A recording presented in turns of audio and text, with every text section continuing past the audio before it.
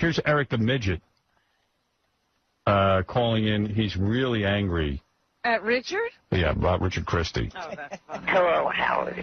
It's me. I'm just calling because I am getting sick of being used in Richard Christie's bits, my voice. You know, especially bits involving members of the Whack Pack. I don't want to be associated with the Whack Pack. It's not who I am. I'm not a moron person like they are.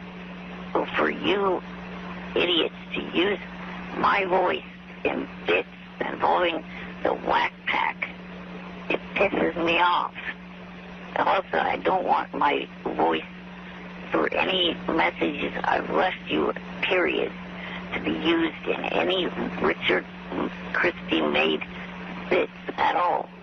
Or for that matter, any of you guys that make these bits. I never had this problem when John was working there. John never made any stupid bits using my voice in any messages I've left.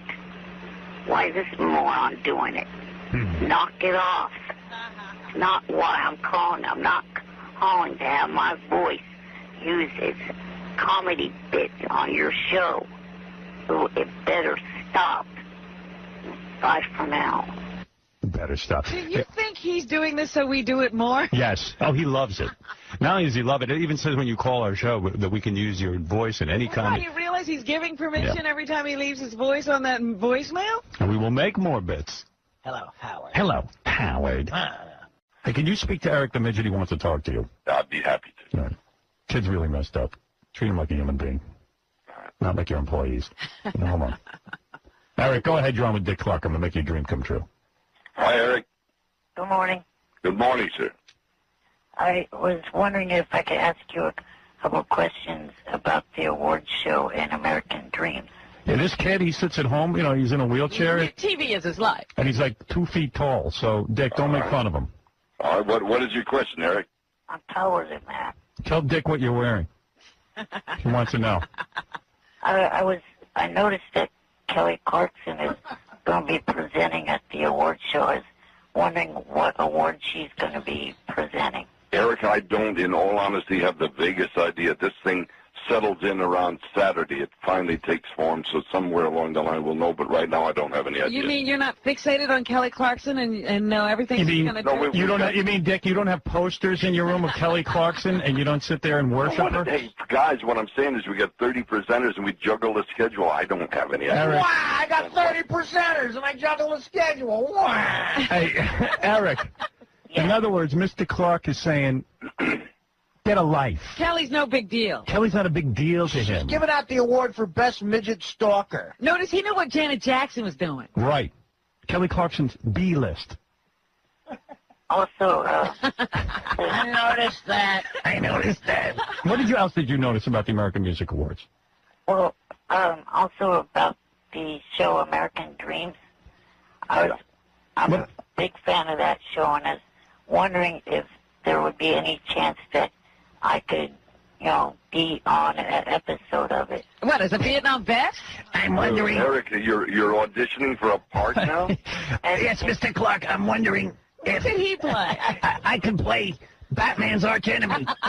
An anti-war protester. I would like to play an anti-war protester. Oh, my goodness. Eric, anything is possible. Yeah, in other words, let me reinterpret for you, Eric. Mr. Clark is saying there's not a chance in hell. Once he hangs up this phone, he's going to forget you. He's going to go to his fabulous life in his mansion and forget about you. You got a better chance of playing center for the Clippers. How many of Dick Clark's productions have you seen Midgets in? Okay. 2 minutes ago you said be nice to this man, be kind and gentle. He's a human. Well, you're being horrible to him. You're not giving this guy any hope. Yeah, give him a part. I said there is always a possibility. We read between the lines. He can't even get to you. There's Where no are you going to find Eric, don't listen to these Hey, crooks. Dick, when's the last time you put a production starring a midget? We didn't have any starring role. But Exactly. we had little people in a lot of our shows. No, you haven't. Oh, yes. Name a show you had a little person. Big Burn? Big Burn. Big Burn. I don't remember that. I said I beg your pardon. Oh, beg your pardon. What show is that? I don't remember that show. Eric, there's not a chance. Mr. Clark isn't into hiring you. Well, I'll break it to you. He's trying to be diplomatic, but there's no room for midgets in his world. Yeah, you don't really fit into an anti-war protest anyway. Yeah. How do you know? You didn't. I mean, I'm just how do interpreting you you. know that there wasn't actually little people at anti-war protests? Because I've seen pictures and I never saw a little person. Hey, LBJ. Hey, LBJ. How many kids you gonna kill today? Hang. Is that it? There were little people, I but also wanted to know. I'm against invasion of the Mekong Delta. There's signs that make it into frame. Hey, I watched American Bandstand my entire life. I didn't see too many midgets on that show. Right, Dick? No, not many. See? I know where he's I at. didn't see any midgets doing the twist. Now, you want to talk about midget stuff? You come to me, Eric. I'll cast you Yeah. some stuff. This you might be able I'm all about little people. I also wanted to know if I could go to the AMAs. No, don't. What? Let me answer this for Mr. Clark. He didn't want to hear from you. It's not the American Midget Awards. He doesn't have any more tickets. That's true, Robin. Yeah, besides, You can imagine I got a call from a guy yesterday to do business with. He wanted 4 tickets, and I said, I don't have the vaguest idea where you're going to get them, but can't get them from me. Dick, you're not going to sit there with Eric the Midget. Besides, it's uncomfortable. He only reaches he your could. balls. Wait a minute. He could take him and sit him on his lap. Now, Howard, let me ask you an embarrassing professional question. Is Eric really an honest-to-goodness human being or somebody you've created? No, he's an he's honest real. kid. He's as real as it gets. Well, then lay off him, for God's sake. No, I'm just kidding. He knows I'm teasing. Eric, you know I'm teasing, right? Yeah. All right. I hope so, Eric. We talk to Eric all the time. All right, Eric, But you know what? that's us. Mr. Clark is mean and won't give you a part, but I'm going to give you $500 cash, courtesy of the WWE Survivor Series on pay-per-view airing this Sunday at 8 p.m. Call your local pay-per-view provider to order. How's that? Thank you. All right. Now, hold on, and I'm going to let Mr. Clark Do his plug. do his A plug. moment of good hope from Howard Stern. It's a shame when you can buy that kid off, though, really. It's the only way we were going to get rid of him. I want to be an anti-war protest. I'd rather be on American Dreams, Dick. Can I go to the AMAs? Can I co-present with Kelly Clarkson? I have Kelly Clarkson sheets. Howard, President Bush wanted a ticket. You'd cuff one up. Dick, let's talk about American Music Awards. Now, you say you're going to have... for a half a second. All right, tribute to the Beatles. Do you have any influence? Can you help us with this, and then we're going to talk about your new show? Yep. Because you have a new show to promote, Yep. which I got to ask you questions about. I don't understand. Okay. Eric the Midget is on the phone. He's in a wheelchair. Eric, I said I'd do this for you. I'm going to do it, okay?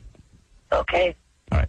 The kid wants to either with Kelly Clarkson or Carrie Underwood. Right. He wants a date, is what he's calling. And he wants you Thank to... you, Robin. You got it. Well, he's hoping it'll lead to either a hand release of some kind or something. And he's probably not long for the world. How much longer do you have to live with your condition, Eric? He's just Well, got I've something. outlived what the doctors said. How long did they give you to live? How long did they tell you would live? They said I wouldn't make it out my teens. All right. So this is borrowed time. This is borrowed time, Okay, you guys. so we're are. talking about seconds here. Right. Eric, can I suggest something? Why don't you go for someone who maybe made the top 100 rather than the 2 winners? That's Look, what I the said. guy is going to die. No, You should but they're shoot not for even. the top. But they're not even the cute ones. I think Kelly Clarkson's cute. Do you? I would do her hard. Seriously? Yes, I would. I like that pudge. I like that baby fat. Not me. I like it. Not me. No boobies. No. I just You like the whole no boob. I like pudgy it. thing. Big fat ass. I tell you, I could get into it maybe. Eric. But I mean, does that sound like a good suggestion? No. Eric. Can I speak, please? It's so boring when you speak. But go ahead and speak. Go ahead. I think that out of all the contestants, the 3 best-looking ones are Kelly, Carrie, and Diana. Oh, give me a break. I think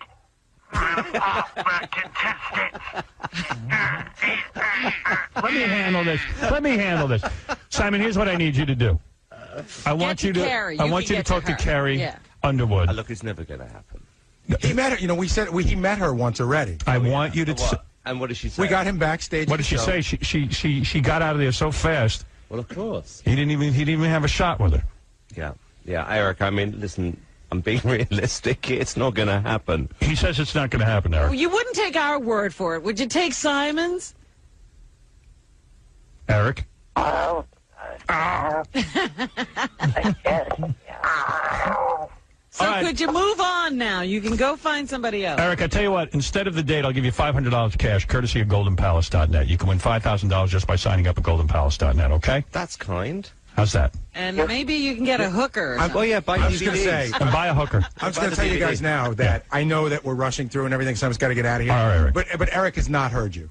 Eric, have you heard me? He hasn't heard He me. doesn't want to do it. He says it won't happen. He's not going to. Thank you.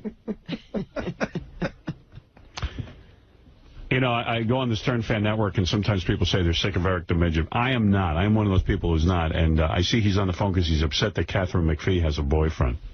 What? Why would that upset him? Did he have a shot? Yeah, like he was going to be in line.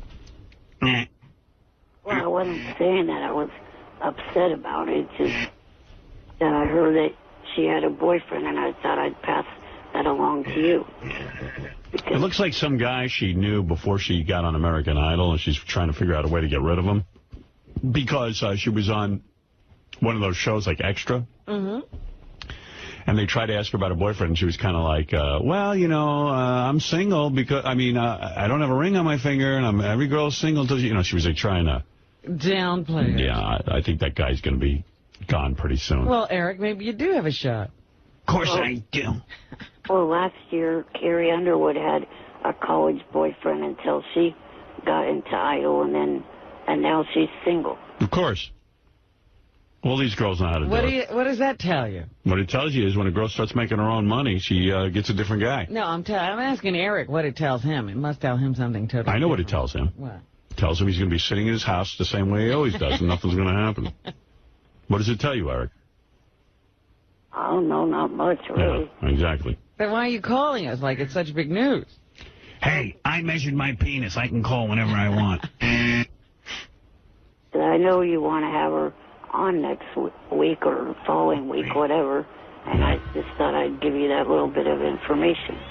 Eric's a lot calmer now, but when Blue Iris called him to prank him... Yeah, he was upset. Yeah. This is the usual me when I'm not being prank called by anybody or any... I'm talking to you. Could you please get him off the phone? I will not. No. Okay. No, I won't take him off the phone. See? I like him. See what I mean? And you don't like me, obviously. I didn't say I didn't like you. Well, I'm saying like it. I'm saying it. Well, then maybe, because I asked you to take him off. That's your paranoia. I asked you to take him off the phone. Believe me, if I didn't like it, you'd be out of here. Yeah, I asked you to take him off the phone so I could talk to you. You're not in charge of the show. I asked you nicely. I said no. Is he 5? No. What don't you understand? I don't want to listen to him. I don't want to hear him in my head. I have him on the air. Where? Howard doesn't like me. I've never heard these kind of arguments from a grown man. Yeah, well. Listen, when you're right, you don't hear about it because you're right. But you're always wrong. I'm always wrong. Right. There are many times you're always wrong. And you perform your job, and I'm happy. But there are times that you get completely out of control, and then I tell you about it, and you fight it. I didn't. When I said to you yesterday, when I said that, I didn't mean... I know what you don't mean. I don't need... In other words, it doesn't improve my day having you going around saying things you don't mean. You put it out there. I wasn't... You're up on stage in Vegas talking about what Howard Stern show believes in. I don't buy into what you're saying. Okay. I didn't ask you to do that. I didn't write the script. I know you didn't ask me. Nobody wrote a script. Which, by the way, Ronnie, you have no personality. You shouldn't be getting up on stage. Okay, thank you, Ralph. Yeah, and you have a great personality. Well, I don't. And everybody loves you. Everybody loves you, Ralph. Nobody loves me. No, I know.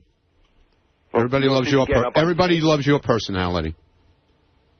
My personality sucks. Yours is the best. See? Because everything you do, Ralph, is the best. Jonathan, what do you have to say about it? I just want to say that he's an ungrateful piece of... Right, exactly. No wonder his wife divorced him. He's right. a little mini driver. Right, exactly.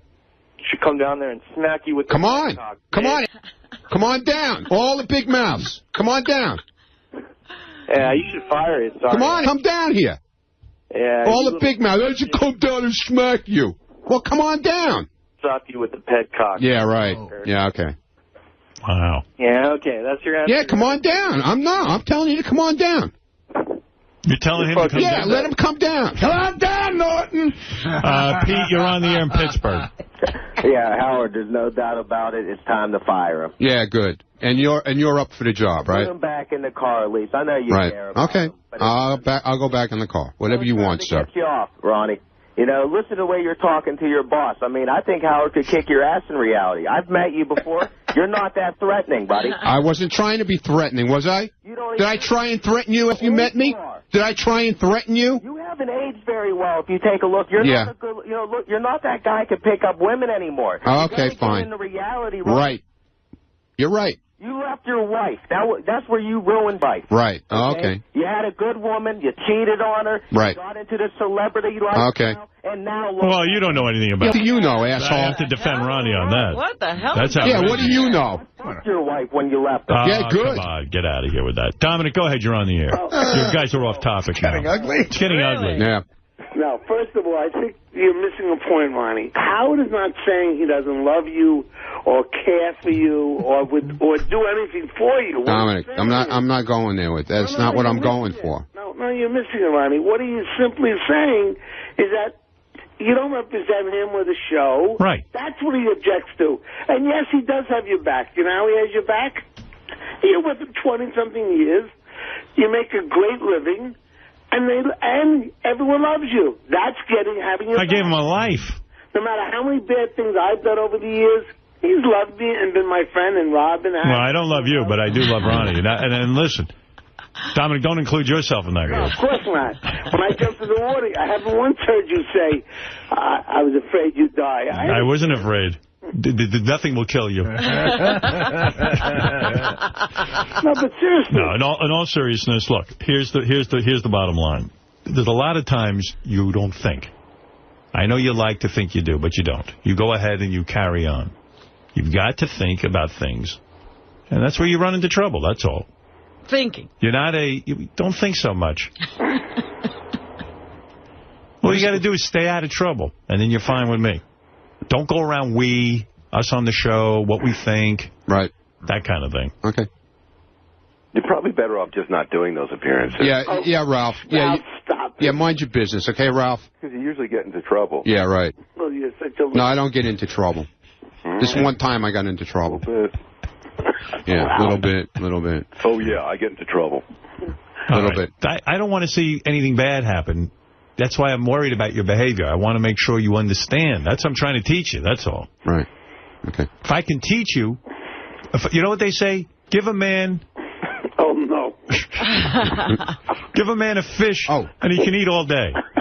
Think about that one. What? All right? What? You know exactly what I mean, Ron. Teach a man to fish and he can eat all week or something like that? That's right. If you give a man a fish, he can eat that day. Right. If you teach him to fish, he can eat forever. Right. I'm trying to teach you how to fish. Not Robin. Robin don't eat fish. I go fishing all the time. I can feed everybody else. All right. Well, don't fish for tuna. Evidently, it's very rare. No, I don't fish for tuna. All right. Thank you, Ronnie, and I hope that helps you. I'm only trying to help you, pal, because this could only get worse. Okay. All right. Ralph, thanks for helping me. Yeah, thanks, Ralph. Ronnie. Anytime. I'm always there for you, man. All right, thank you. Trying to help you, Ronnie. I love you. All right, you got Ronnie's back? You got Ronnie's back? I totally got Ronnie's back. He's a great guy. You got Ronnie's back. Yes, Nick, go ahead. You're on the air. Howard. Yeah. Hey, you know, Ronnie's amazing. Does he realize he's even out in Vegas at those stupid awards because of you? Well, of course. I mean, that's the problem. He doesn't get it. Yeah, he's a total retard. I mean, he's standing next to Ron Jeremy on stage, and he thinks, like, that's because he's Ronnie. Like, it's because he's Ronnie the limo driver from the Howard Stern Show. And also, since you pointed out that repeating thing, he's done it about 10 times. He's really, it's like an OCD thing with him. You know, I repeat stuff. I gotta say, you know, and I don't feel guilty about this because, you know, they're not comedians. That tape of Ronnie and Ron Jeremy is one of the most... It's the most awful thing I've ever heard. It's so bad. Because I've been out with Ron Jeremy where he tries to be funny and he tries to tell you about a bit that he wants you in. And it's so bad. Right. He's so embarrassing. Well, he's another guy who wants to be a comedian. He's not. Well, he tries to end up. He tells me he does sets. Yeah, I'm like, where do you do sets? And he totally didn't know it was Ronnie backstage either. Ron didn't know who that was. Oh, listen, you hit it on the head, Nick. You're right. This guy, he's going around saying, I don't have his back. His back. I created his back. That's the most ungrateful thing anybody's ever said. Exactly. It was very insulting to me. Thank you. 20-year listener. Love you, man. Thanks, Nick. That's Nick, everyone. Is it sinking in, Ronnie, yet? He left. He left. That's it. I dismissed him. I think he should go back to the turtlenecks. It's after Labor Day. Roy, go ahead. Hey, Howard, what's up, man? I want to tell all these listeners, Ronnie's the man. All right, there you go. A lot of people like Ronnie. I don't. It's not that I dislike Ronnie. I wouldn't have him here if I didn't like him. But he's very, very, very touchy and doesn't think sometimes. The least little thing you say to him sets him off. Yeah, you can't correct this guy and say, look, you're out of control. I don't like your behavior. This is my show, and I want people to conduct themselves a certain way. You know? And he really should have come in here and apologized. That's it. That would have been gone a long way with me. He never sees that. An apology. You walk in like a man and you say, you know what? I say dopey things. I'm not trained as a professional. I see your point. You let people piss in the streets, man. Yeah, I mean, what is that? Yeah, the most infantile arguments I've ever heard. Worst arguer ever. Yeah, you let people piss in the street. People do much worse things than I do. Well, it's not Ronnie, the district attorney. He's like a little kid. That's how you should. Yeah, I used to say to my mother, but all my friends do it. My mother would go, well, I'm not talking about your friends. I'm talking about you. I mean, it's unbelievable. But you let him get away with it. Yeah. You don't have my back. That's his back. I gotta have his back on everything. Whenever he's right, you never defend him. He's a 3-foot security guard. Yeah. You don't have his back. Yeah. I got a security guard I think anyone could beat up. And he's saying I don't have his back. How could he say that? I don't have him. I keep him on. Everyone towers over him. Well, this is exactly why he shouldn't be talking, because he never is understood. He says you don't have his back, and then he says, but I didn't mean that. Who else would hire him as a security guard? No one. Helen Keller wouldn't hire him as a security guard. She'd feel him and go, I need a bigger man. Quite frankly, nobody would hire him as a driver. He's not that good at that either. Oh, he's a good driver. Oh, come on. He's all angry when you tell him to do something. That's true. He has a terrible attitude. He does have a bad attitude. Bounces you around in the back. You go, Ronnie, you mind if I go here? You don't need to go there. Why do you want to go there? Why do you want me to drive you? You know what it reminds me of? Helen Keller was feeling when she goes, where's the top of you? Where's your top half? You know what it reminds me of? Like that kind of belligerence. Letterman used to do a bit called the NBC Nurse. And the NBC Nurse was just like this guy who looked like a union janitor guy. Yeah. Just a bitter asshole. So Letterman would go down and he would walk into the nurse's office, and the guy would go, what's the matter with you, Letterman? Would you hurt your back carrying all your money? Yeah, right. That's Ronnie. Oh, he gets so angry. When someone asks him to go somewhere, I can't get back in time. What do you want? Yeah, I'll drive you there. I'm afraid to ask him to drive me anywhere. Yeah, I'll drive you there. Ron, would it be okay if we went to a store? You didn't tell me about this until now. Who is it? I go, well, it's spontaneous. I feel like going somewhere. You didn't tell me about this till now. Yeah, it's the emergency room, Mike. Hey, Howard? Yeah. I had an accident. You know, somebody just reminded me, on the wrap-up show yesterday, we didn't pull this clip because I didn't think it was that big a deal, but Ronnie said he thinks that he irritates you so much now that he's trying to drive you as little as possible. Wow. As other guys drive you more. No, he irritates me more by not driving me because he's trying to stay out of your way. No, he's retired now. He doesn't even drive anymore. He puts guys sometimes in there. He could do the job. He doesn't even drive on weekends anymore. I know. Way to read a situation. Direct opposite. I hired him to drive me. Now he's too busy. He's got other people in the car all the time. Yeah.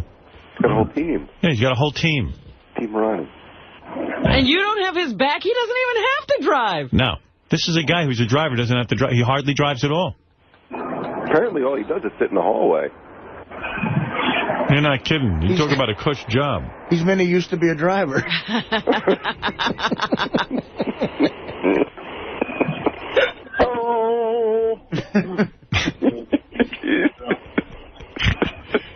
Oh, my goodness. What can I tell you? I love that argument. Even when I'm right, you don't defend me. You're going to run around pointing at him. When is he right? Why would I attack him if he's right? Well, he doesn't know when he's been right. I don't know. When was I right?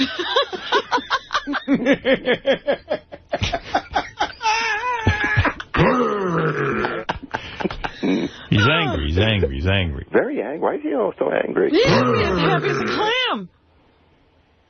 I don't know. He's angry.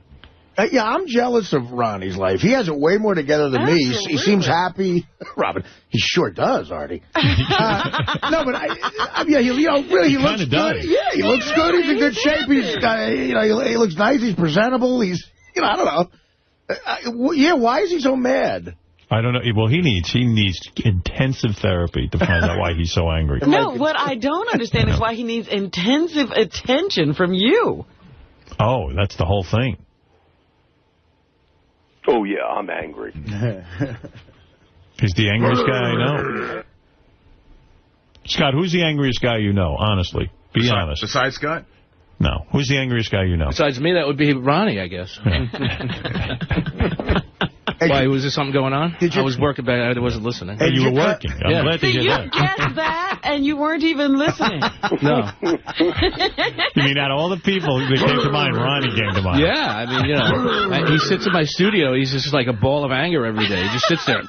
What is he angry about? I don't know. He shouldn't be angry. But what does he talk about? Like to me, every minute he's angry. He doesn't even like driving. Yeah, he I don't know what he doesn't like anything anymore. Right. He hates driving, he hates guarding, and he hates everything. Oh, man. Guarding. Scott says you're the angriest guy he knows. Guarding. You're the angriest guy he knows. You want to start with me? Uh-oh. He asked me a question. I'm not starting. Yeah, it's okay. I'm the angriest guy. There you are. All right. Fine. You don't know you're angry? Whatever. See, you ask him a question, he's like, you want to start with me? Whatever. I mean, that's what you get. Yeah, put the spotlight on. I mean, I used to be angry like him, but I'm calm now. You're calm compared to him? That's right. Yeah. You don't know you're angry? I'm like a Deepak Chopra. I know I'm angry, okay? I know it. Oh, my goodness. I know I'm angry. What are you angry about? You got a good life. That's me. Yeah, but what's wrong with you? Nothing. Why are you angry? Why do you go to therapy? I go to therapy.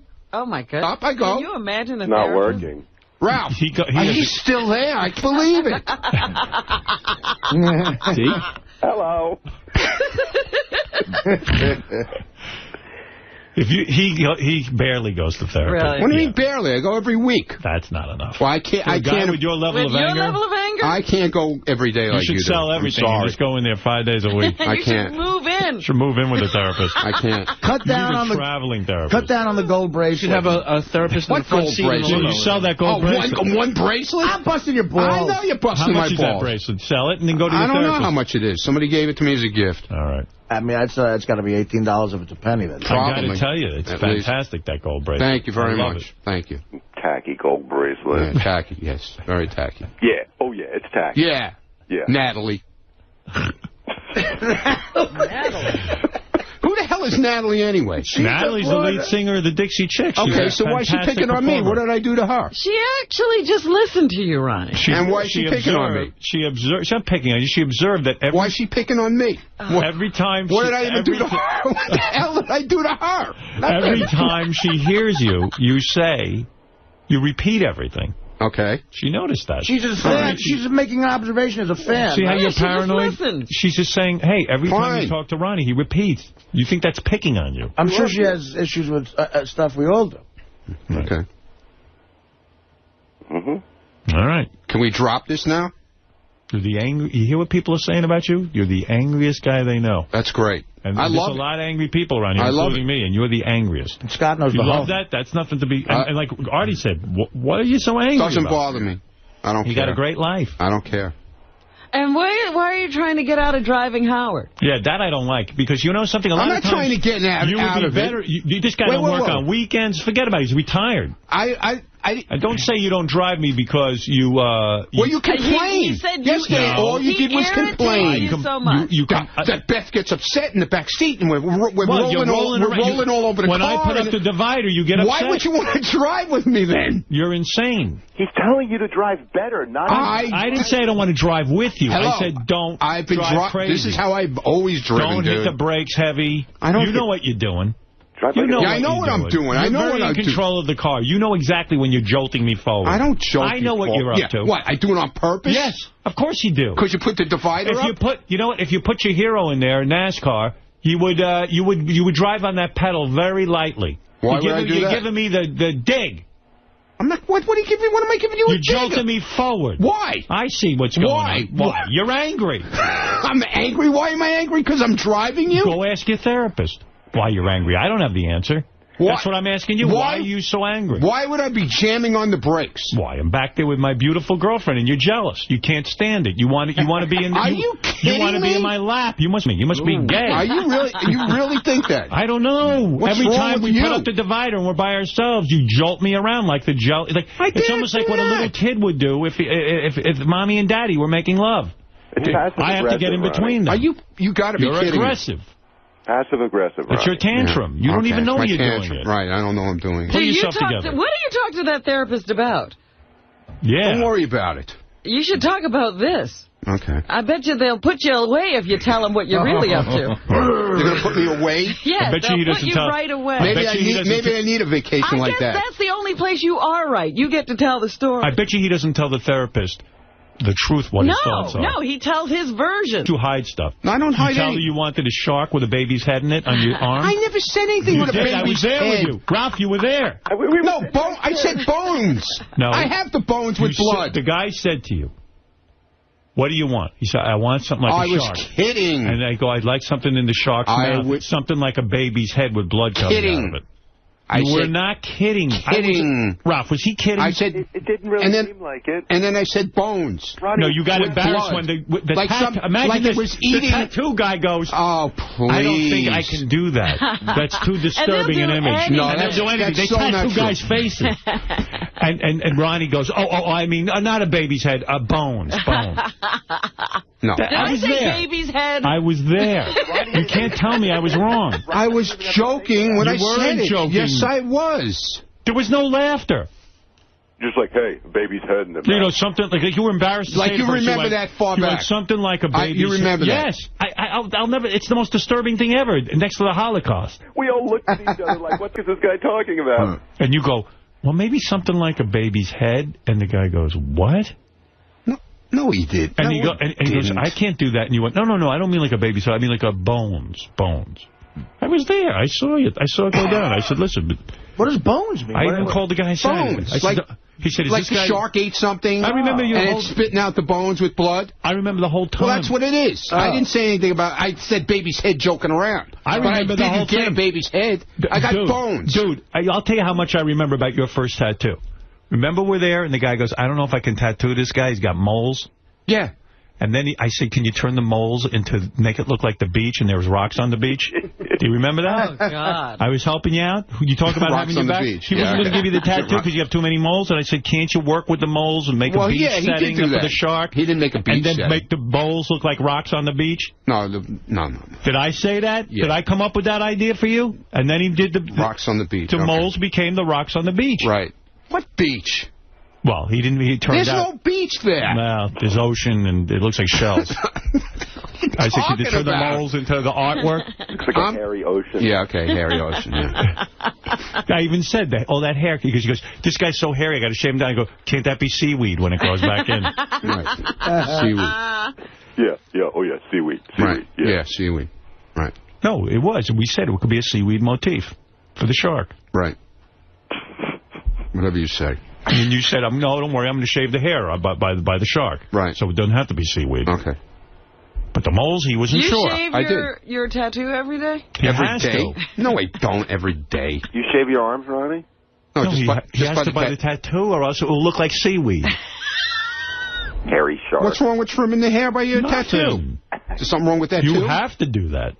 No, I don't. No, otherwise, who's going to see the shark? It's going to look like it's surrounded by seaweed. No, it's not. I mean, it's bad enough the moles are rocks. Why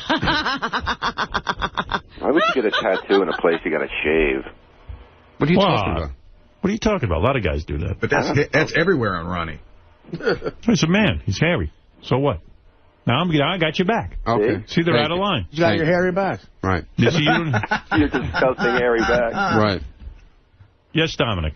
First of all, you're worth $200 million a year. You now have 2 hours almost on Ronnie and driving you. But when you're in the back seat, am I wrong, as it happens to me, that it makes you crazy that when you're fighting, when you're even speaking to Ronnie, close the divide, I want to talk, that it seems like, I don't know if it's really happening, jamming on the brake, sharp turns, going. He gets a little aggressive. Stopping. What are you talking about, Dominic? When have you been in the back of the car? You. I'm saying that's what Tommy does with me. And I think Tommy says, oh, he's doing nothing wrong. But I think it's all done on purpose.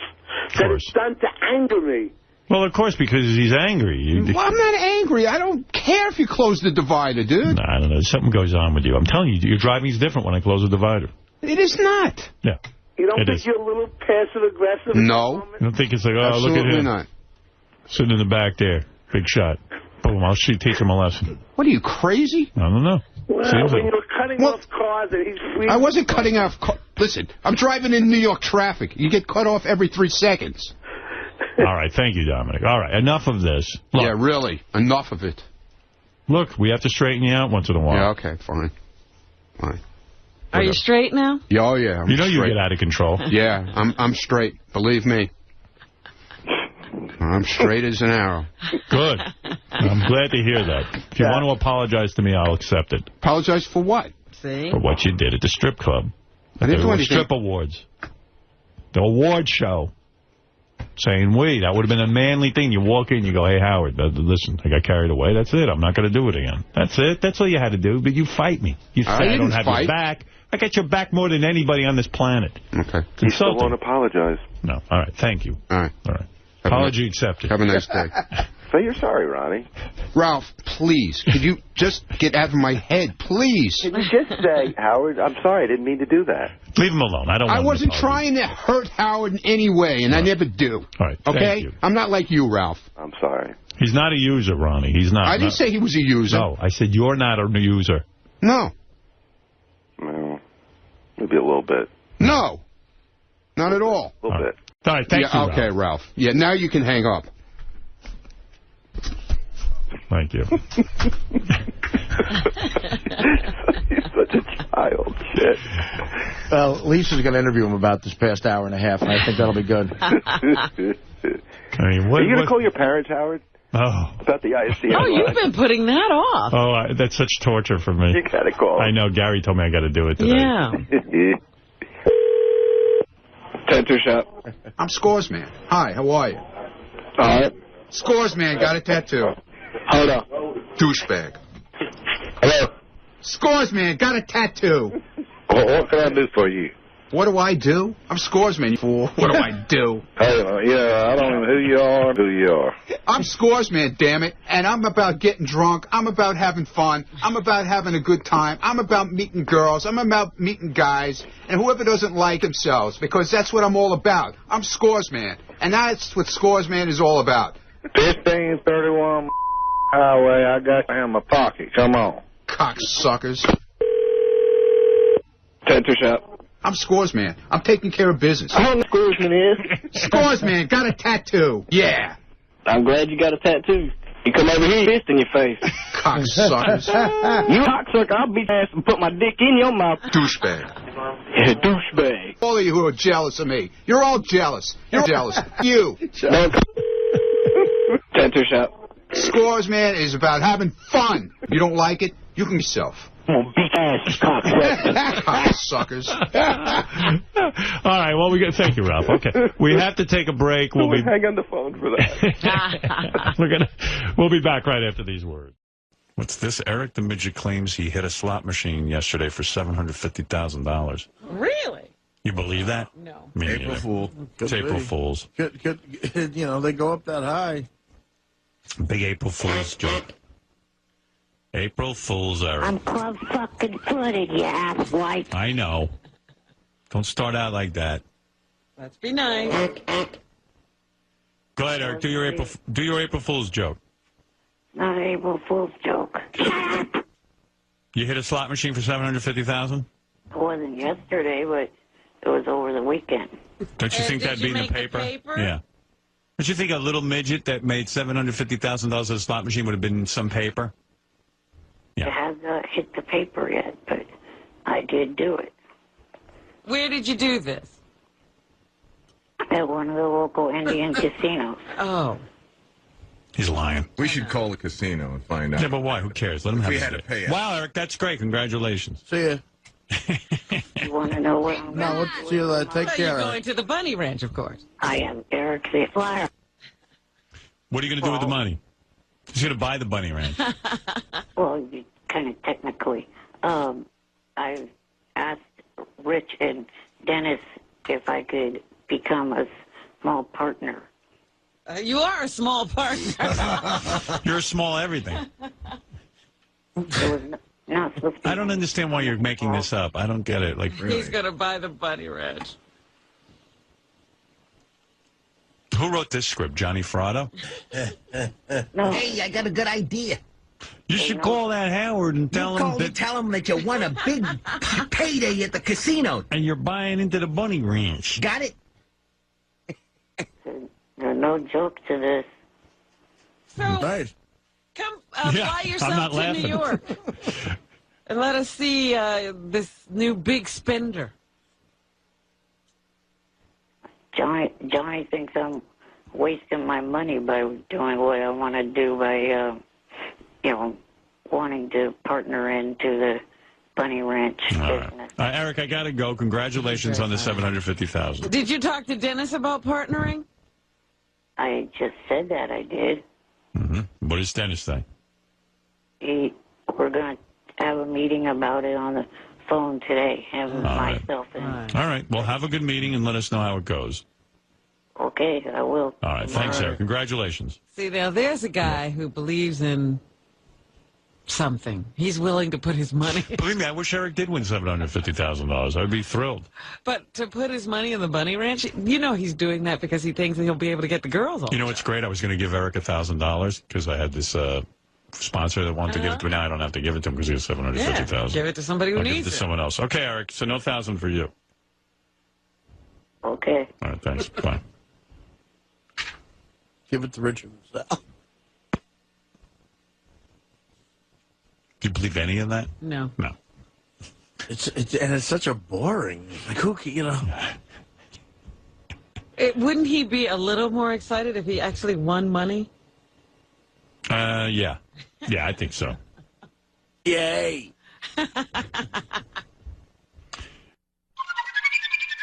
Eric the Midget. It Yes? was an April Fool's joke. You were right. Resent the fact that you didn't think I came up with it, that you Johnny came up with it. It's all my idea. Well, it was a bad idea. You ought to not want credit for it. I was trying to get you off the hook and blame it all on Johnny. Eric, it was the dumbest, stupidest, lamest joke ever. Eric calls up and tells us he won $750,000, and I go, "Well, it's April Fool's, right?" So Eric, the idiot. It wasn't. It was just lame. No, it wasn't. Who do you think? Who would fall for that? Eric, the retard. So I tried to help you out and blame the bad joke on Johnny, and now you're blasting me for that. Yeah. Did anybody fall for it, Eric? I don't know. No one did. No. And then Eric, the shithead. he was buying interest in the bunny ranch. Right. You're still not sure that it was me that came up with it. Will. All right, you came up with it. I believe you. Fine, nobody gives a fuck. Bye. Eric, the completely All right, Eric, thanks. unfunny midget. Thank you. Are you still offering that $1,000? No, you missed out. I thought it was for real. That's how bad your joke was. You ripped yourself off of $1,000. Right. Eric, the stupid midget. Thank you, Eric. Bye, Eric. All right, that's Eric the Midget, who, by the way, is going to supposedly have a meeting at some point with one of the producers of The Bachelor. And I don't think it's happened yet, but I think that's an April Fool's that ain't. joke. I lined that up. At least it didn't seem like an April Fool's joke. It was, I think, in February that happened. Hey, Eric. Eric. Hello. Hi. Let me pause my TV. Sounds like he's watching American Idol playback. Yeah. No, I was watching the Country Music Awards from the other night. Oh. I was calling to ask if you caught the new show that one of your favorite actors is Amber Tamlin's on. Oh, that new show. Did you see it? The Unusuals, isn't that it? No, Or is I it didn't the see other it. one? Is she thin now or is she fat still? Who's Amber Tamblyn? Really? She was this, good. She was on the TV show. Joan of Arcadia. Right, Joan of Arcadia. And I used remember to the watch show. That. Yeah. Another, He loved that show. another girly show I used to watch. My TV taste seems to be very feminine. But she's on this new cop show. Yeah, I haven't seen that, Eric. Is that the Southland, Eric? Or is that No, Or is Southland tonight. Is it the Unusuals? Yes, it follows Lost. Would you say, Eric, that your main sort of thrust in life is watching television? Yeah, that's part of, what I do a lot. How many hours a day do you think you log into watching TV? Oh, It's got to be at least 8, right? yeah, probably. Yeah. And would you say the people on TV are your friends? No, I wouldn't say that. I would say, though, that, like, first of all, you can't go, it's hard for him to, like, work out or do anything like that. So, basically, TV's become his whole life. That, and I guess, do you read at all? I read stuff off the internet mainly. Yeah. About TV? Yeah, entertainment stuff and other news things that they catch my attention. Thank God for television. Yeah, it's TV and wrestling, basically. Yeah. Thank God for it. I mean, really, what a guy like this going to do all day? What do you do all Well, day? think about it. It's back when people had afflictions like this in the 1800s and stuff, they would read, I guess, or whatever the. Or they wanted to die. Because there was nothing. A lot of times they would die. Or they'd be in the circus. Right, but television you're right, is the perfect invention. If Eric was alive during the 1800s, he would have been in a circus. Or, exactly. Right. Or he'd been one of those guys who, like, maybe, they had him, like, in a corner for the blacksmith shop, and maybe he, like, made horseshoes or something. Right. It'd be like, see, Turkey Boy, or something. Right. Put him in a costume. See the incredible freak. Johnny was going to call in with the Later, man. Good, thanks for calling. All right, Eric. announcement Take care, today, buddy. but he sprained his ankle. Yeah, we'll see you. Hey, Eric, I got to run a little. Take care, buddy. All right, thanks, Eric. Oh, wait. Help yourself. Anyone looking to go to any concerts this summer? No. Check out Get Pre-Sale. No one wants to go. We'll see you, buddy. Bye. It's Eric the actor. Let's not No, go I over thought that. you got coined Eric the Midget by somebody. No, you're Eric the Midget. Nobody knows Eric the actor. Let's not go Remember over you that. were in like a crossword puzzle or something? Yeah. New York Times or something even. Put him in, not New York Times, but Yes, you were correct. New York Times? Yeah. Yes. New York Times it's unbelievable to me. One of the answers was Eric the Midget. Yeah. So you're Eric the Midget. Yeah, I mean, God, and be proud of it. No, I'm not Eric the Midget. No, you sound are. like him. In Do you think we could argue this for 4 hours? Yes, absolutely. In fact, when I come in there to beat Sal for Win Sal's money, Yeah. that name disappears. If you win? Not if, it's when. Wouldn't you be so... all you maybe have to do is get that producer of yours away from Solitaire and get him to book me in either April or May. So you were not in the New York Times crossword puzzle, were you? I was. No, you weren't. You're not Eric the Midget, so it's somebody else, I guess. I don't care if I was printed in that. That's not the nickname that I want to go by. Well, on this show, that's who you are. I'm sorry. That's it. I don't know what else to say. So what can we do for you, Eric the Midget? Well, I would like to know why it's been over a month since I was last on air. Well, because generally when I pick up on you, you have nothing to say. I mean, sometimes it's fun and sometimes it's good to check in with you, but getting you on the air on a regular basis is I mean, especially judging by the email, It's people can't take it. They hate it. They're like, why do you have him on? It's boring. We have to tune to another channel. And I understand a lot of times it's hit and miss with you. You know what I mean? It takes a long time for you to get a thought out. Sometimes the thought is just a promotional thought, Right. like where you're naming different websites. Or I just want to tell you where I'm showing up. Yeah, and people don't care. Like this morning, he's sucking. Well, he hasn't really. Shut up, Fred. He really hasn't really said anything yet. But you're right. Like, I don't know what to do with him. Yeah. You know. No, you're right. Sometimes he calls in and he's pretty entertaining. But this morning here, I don't know if he didn't get enough sleep or he's tired or what.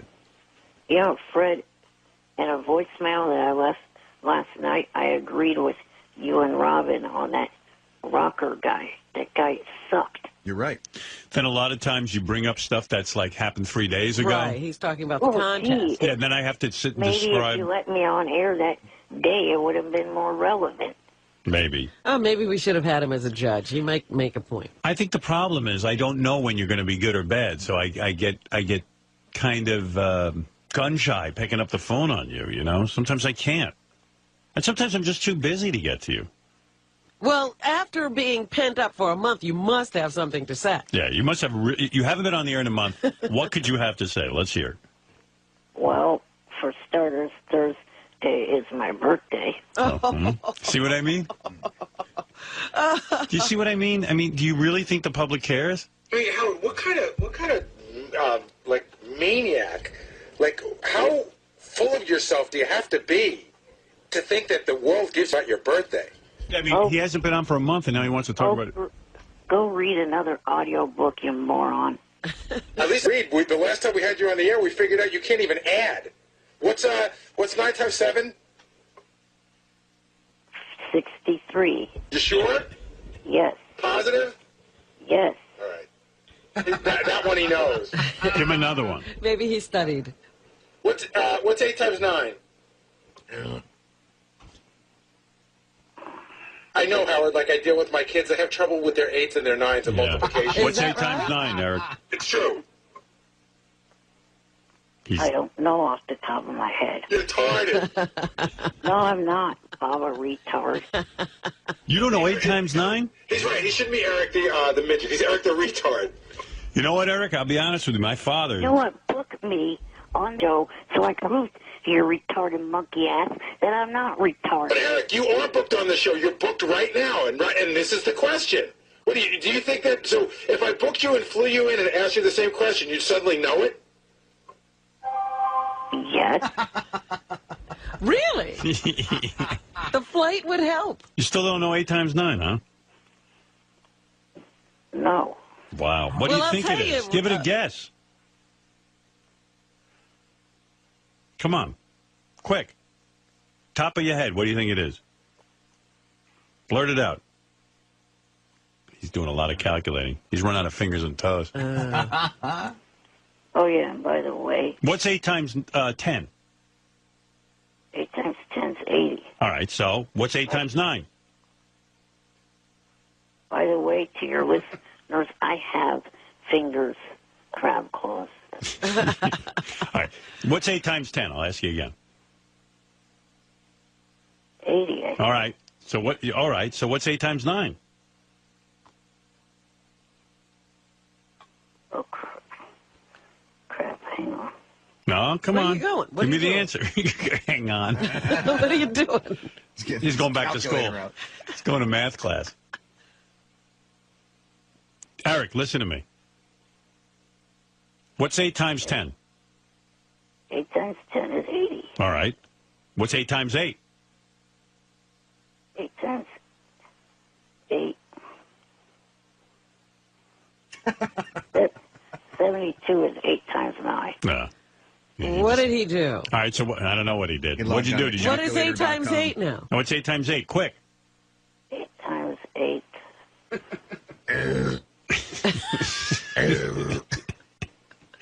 He's got a calculator or something. Yeah, he's got the computer on or something. See, this is a good agenda. Well, he comes here. He wants to come here to compete with Sal. That's not going to prove that you're not a retard if you beat him. Right. Sal's a retard. You're both retarded. No, I'm not. What's 8 times 8? He's getting an answer from somebody. That's what ruins it. 64. Yeah. How'd you get? Tell me how you came up with that. Tell me the truth. I got my cell phone in my hand. Oh, okay. That's what I thought. Wow. Can I make a suggestion to you? When I was in 5th grade or whatever, whenever they teach you multiplication, yes, I was doing terribly in class. And my dad came home, and the teacher gave me a D in math. And we determined that all the other kids had memorized their multiplication table.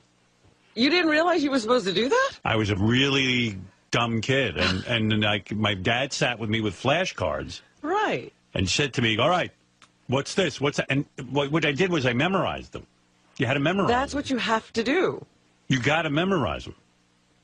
Well, gee, I graduated in 1994. It's been quite a few years since I've had to do that. Yeah, but you probably never did the hard work and memorized your times tables. You don't forget it once you learn it. You usually learn that at such a young age, it's hard to forget. Hey, Howard, can I ask Eric a question? And I'm not being a jackass. Did you go to a regular school? Yes, I did. Or was it a special school? No, regular school. I don't believe that. No, remember somebody called in once and Eric wanted to have him bumped off because he complained that Eric slowed down the whole school or something? Right. Well, that was because they had to put in a ramp for Eric. What was that, Eric? Some guy called up and told us they had to put a ramp in for you and you went berserk? Because that ramp has been there since the school was built. All right. Yeah, that's what that was about. Eric got upset that the ramp had to be put in for him. Well, the guy claimed that Eric slowed things down. He slowed the whole school down. Everybody was trying to go home, and Eric slowed everything down. All right, Eric, look, I got to go, okay? All right. I mean, it doesn't seem like you have anything to say. Aside from the math questions, which now you have your cell phone. It's funny when you calculate in your head, but even the cell phone bit, you ruined the bit by going to your cell phone. Right. Well, I went to the cell phone because someone texted me and I had the phone in my hand. Yeah, but that ruined the bit. It was funny when you couldn't answer and you were trying to do it in your head. And then you get the answer off the cell phone and then you're not funny anymore. And we have to go. Yeah. So that's why I don't always pick. Your original question was, why don't you pick up the phone on me? Even the math thing everyone enjoys. You ruined. You ruined that. All right. Thank you. You never know what's fun. I'm trying to get down to L.A. sometime next month or something to meet with a agent for acting. Oh, good for you. I don't know if you guys have seen this show Pit Boss on the Animal Planet. That's the guy I'm trying to meet with. Named Shorty Rossi. All right. Hey, I got to go, Eric. Thanks, man. Uh-huh. It sounds good. Let me know if you get anything. Call me back in like a week or so when something happens. All right. All right, man. Later. I like Eric. It's just he has a way of killing everything. Well, we enjoy Eric no matter what. Yeah. It's just the audience does. The audience just revolts. Meanwhile, Eric the other day called up, you know the guy at ABC that I know? Rob Mills? Right. And I set Eric up with a meeting to see if there was any work for him at ABC. Is that his worst nightmare? Well, Rob just said, Eric called me the other day and wants to manage this wrestler named Rehab. Or not Rehab. What's the guy's name?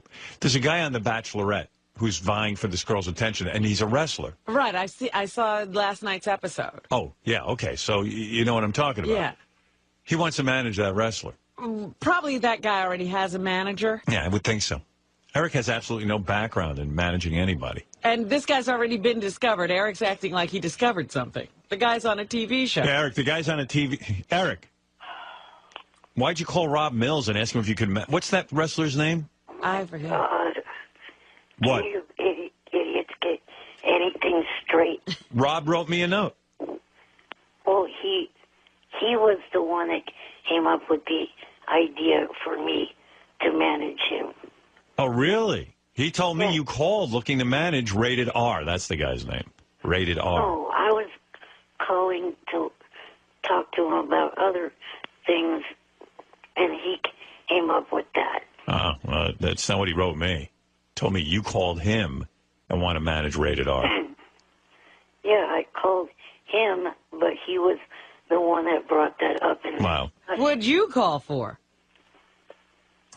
I was to see, if there were any new things that he could help me get. And also, I wanted to be able to go to this year's All-Star game, and, it's down in Anaheim at the Angel Stadium. So you called up the guy I set you up with and asked him for free tickets to something? Well, if he knew any way for me to be able to go to that game. Yeah, well, that's asking for free tickets. Right. Yeah. Eric's, So you didn't have any ideas, is what you're saying? All right. Except to go to the game. Yeah. He was basically begging the guy for some free tickets, I guess.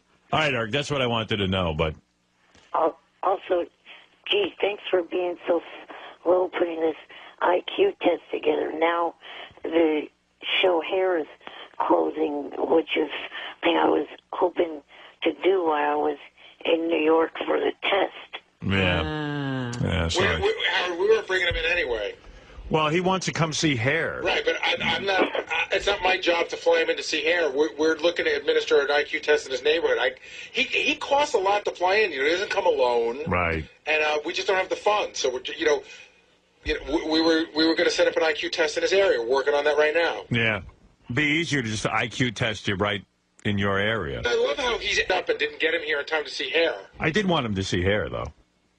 Well, it doesn't seem that Diana DeGarmo was much of a draw if it's closing. Yeah. I can't believe everyone doesn't want to see her naked. Eric, I bet you that's the night Diana DeGarmo would option to wear her clothing and hair. She'd be fully dressed like a fur coat. All right, Eric, thank you. So, supposedly my friend that told me that the other night, she said that the show is doing the national tour. Oh, okay. Right, She's so- going to go with them? Yeah. Then she might come to Yeah. a neighborhood near you. Maybe we could hook you up with tickets. We'll find out. Because Diana DeGarmo seems to, she probably would hook him up with tickets.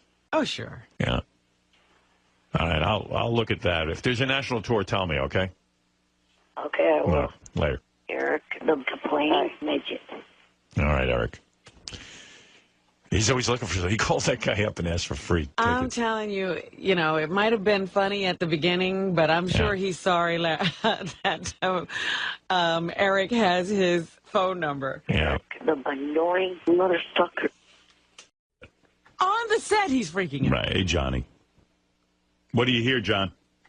Oh, boy, Howard, it's not good. Well, he got up there. He was really good. He wasn't complaining about the car ride or anything, so all that came out all right. Then he got there, and they added 11 lines. Oh, to no. What he already had. Oh, yeah. And then... Did he freak out I don't over want that? to give up. He's not over that at all. He's really pissed at that.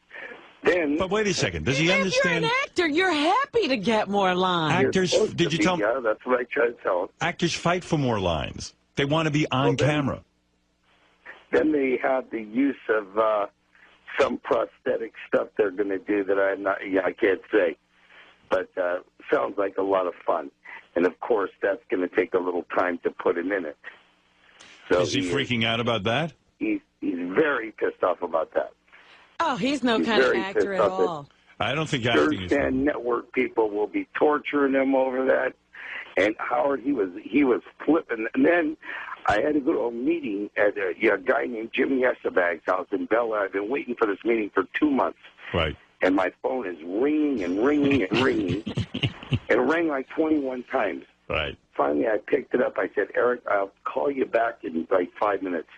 2 minutes later, Matt Randazzo called me, my writer, who's been told, Eric's been told, don't bug this guy, called him and he said, you better call him. He's really gone crazy. Oh. So I go in this guy's backyard, I call him. He finds out that Langford is there. Right. So what? And he is going, I told him, I said, roll with it. Yeah, that's why he's got the part. He's upset that it's being covered by the Howard 100 people? No, he's saying he's upset because it's Langford. Oh. If it was Shuley, he would be all right with it. But come Langford, on. He better concentrate Here on... he is being his Yeah. usual diva self. He's so difficult. He's so difficult. My God. Well, Johnny, you're... Worst. I mean, this kid's no actor because actors go crazy to get more lines. They go, thank you, sir. I'm now more... You know, if you listen to those tapes I said to him, Eric, there's girls out here that are blowing everybody to get a part. Right. You know, just to get that two screen. Right, to do a walk-on. Very lucky. Yeah. Well, you know, very lucky. You're making too much sense. All right, Johnny. Thank you. I feel for the people of Fringe. Right, thank you. Oh, my God, you know what? These people, I don't know how these people are going to die. I'm with you, Howard. I don't think they're going to get it done. No, I think Fringe is going to be off the air because I heard. Yeah, you know, like they'll have wasted all this money getting him there, and they still won't have the shot. All right, here's a bet. What are the odds Fringe gets taped with Eric? I'll take that. 0.0. Wow. Yeah, all right. Thanks, Johnny. Okay, no problem. Johnny Fratto, who's on top of the whole Eric the Midget. He's the unfortunate man who manages Eric. Participate in this. Let's see. Hey, Johnny. They start off okay, and they just get more ridiculous. The whole IQ test thing is driving me nuts. This prick doctor still has not given me my results yet. Yeah. But you want him off the air, and I'm holding out hope that you'll do it on the air and be a mensch because we cost us money and stuff. Yeah. I like a man of his word. Eric's not being a man of his word. I've called the guy twice last week and once this week. I know that they are going to give out the results on air. I was maybe considering making one final appearance to get my results under these terms. One, that during the call, no one at all can call me Eric the Midget. All right, I can work with that. All right, I'll do that, even though I don't like being bullied. Okay. They have to show me respect by calling me Eric the actor. Well, he called Marty a midget. That's true. All right, but up to number 2, I could still work with that. 2 on the line can get on air. What does that mean? How do you know who's... In other words, he doesn't want you to take calls while he's on the line.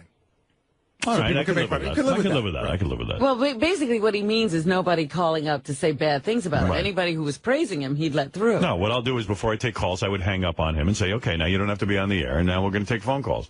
Okay, that I can live with. All right. 3, no 9 times table questions or no 9 times table or math questions for that matter. All right. Okay, I can live with that, right? You That's too. an old bit. We've run that. All right, No, we haven't, but I would retire for the day. Right. For the day, I'd be willing to do that. 4, they have to agree that this is the end of my time on their show and stop talking about me from now to the end of the show. What do you mean? Oh, in other words, so when he hangs We can't talk up... about him tomorrow or the next day? I thought he meant from now till the show ends forever. Yeah, that's what I'm saying. That's ridiculous. I can't control that. 5, they need to agree to give me money for being a part of all this. No, because first of all, that's called... Now you've pissed me off. Yeah. That's called blackmail. When you agree to do something, and you know what, I'll make it so you get opportunities, and I'll show my appreciation in many ways for being a part of the show and being a good. Give me money or else, and I could easily make that happen. But you should have said that ahead of time that you demand money for it.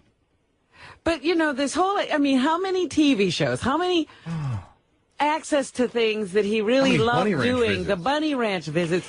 He's ungrateful. He's ungrateful. Eric's just being a class A. You don't do that. I have never wanted to take him and shake him before. Now I can see myself dragging him out of that wheelchair and just shaking him. The 6th and final will be that they tell me what the latest offer for an acting gig is. Yes, I absolutely would have guaranteed. But we won't help you get it. Well, I will absolutely tell you that because I'm a man of my word, and I told you I would. See, I have no problem keeping my word. That's why I made my argument that I can be Green Lantern, because I am honest to a fault. If I tell you I'll do something, I'll do it. Yes, but you're not. You would have to say, I will not be a superhero in every... Well, that's a different discussion. We know I'm not Green Lantern. If it means my life, I'm not going. Right. I'm not a hero. So, Eric, there's a bunch of these demands I could give into, but 2 of them I cannot. 2 are non-negotiable. No, you don't ask for money afterwards. That wasn't part of the deal.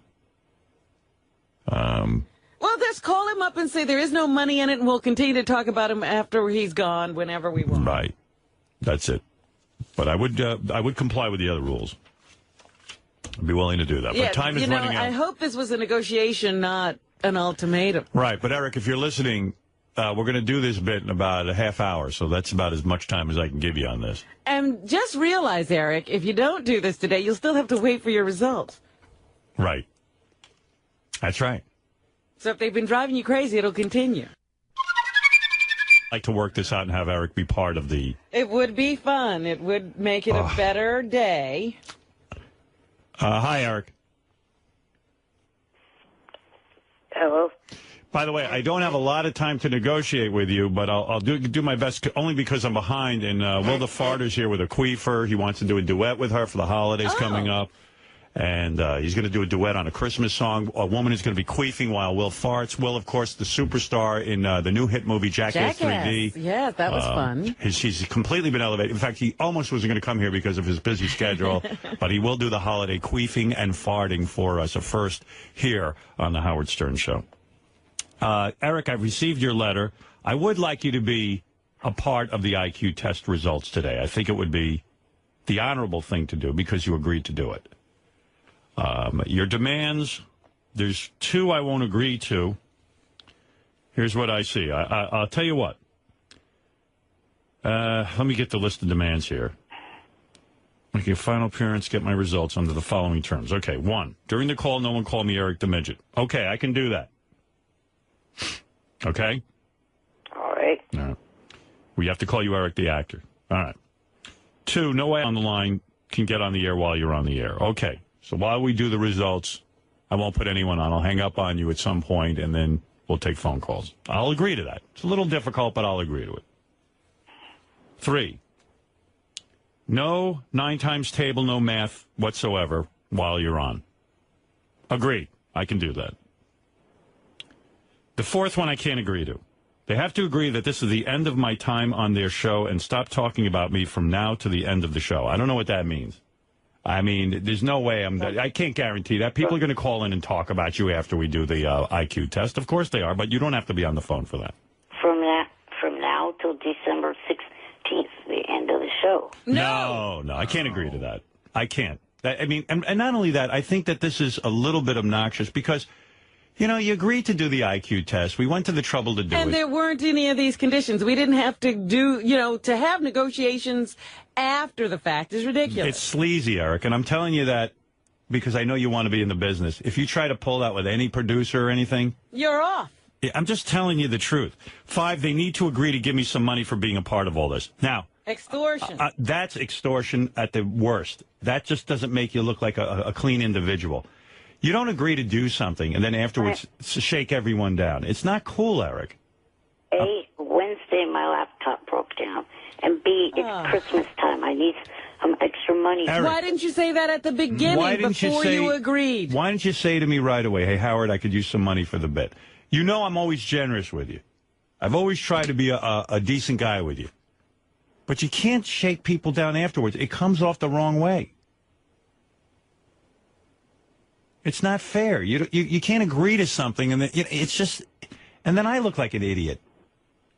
And it makes there are other people who've just given their time. The 6th demand I can give into. They will tell me what the latest offer for an acting gig is. Gary, you still know that, right?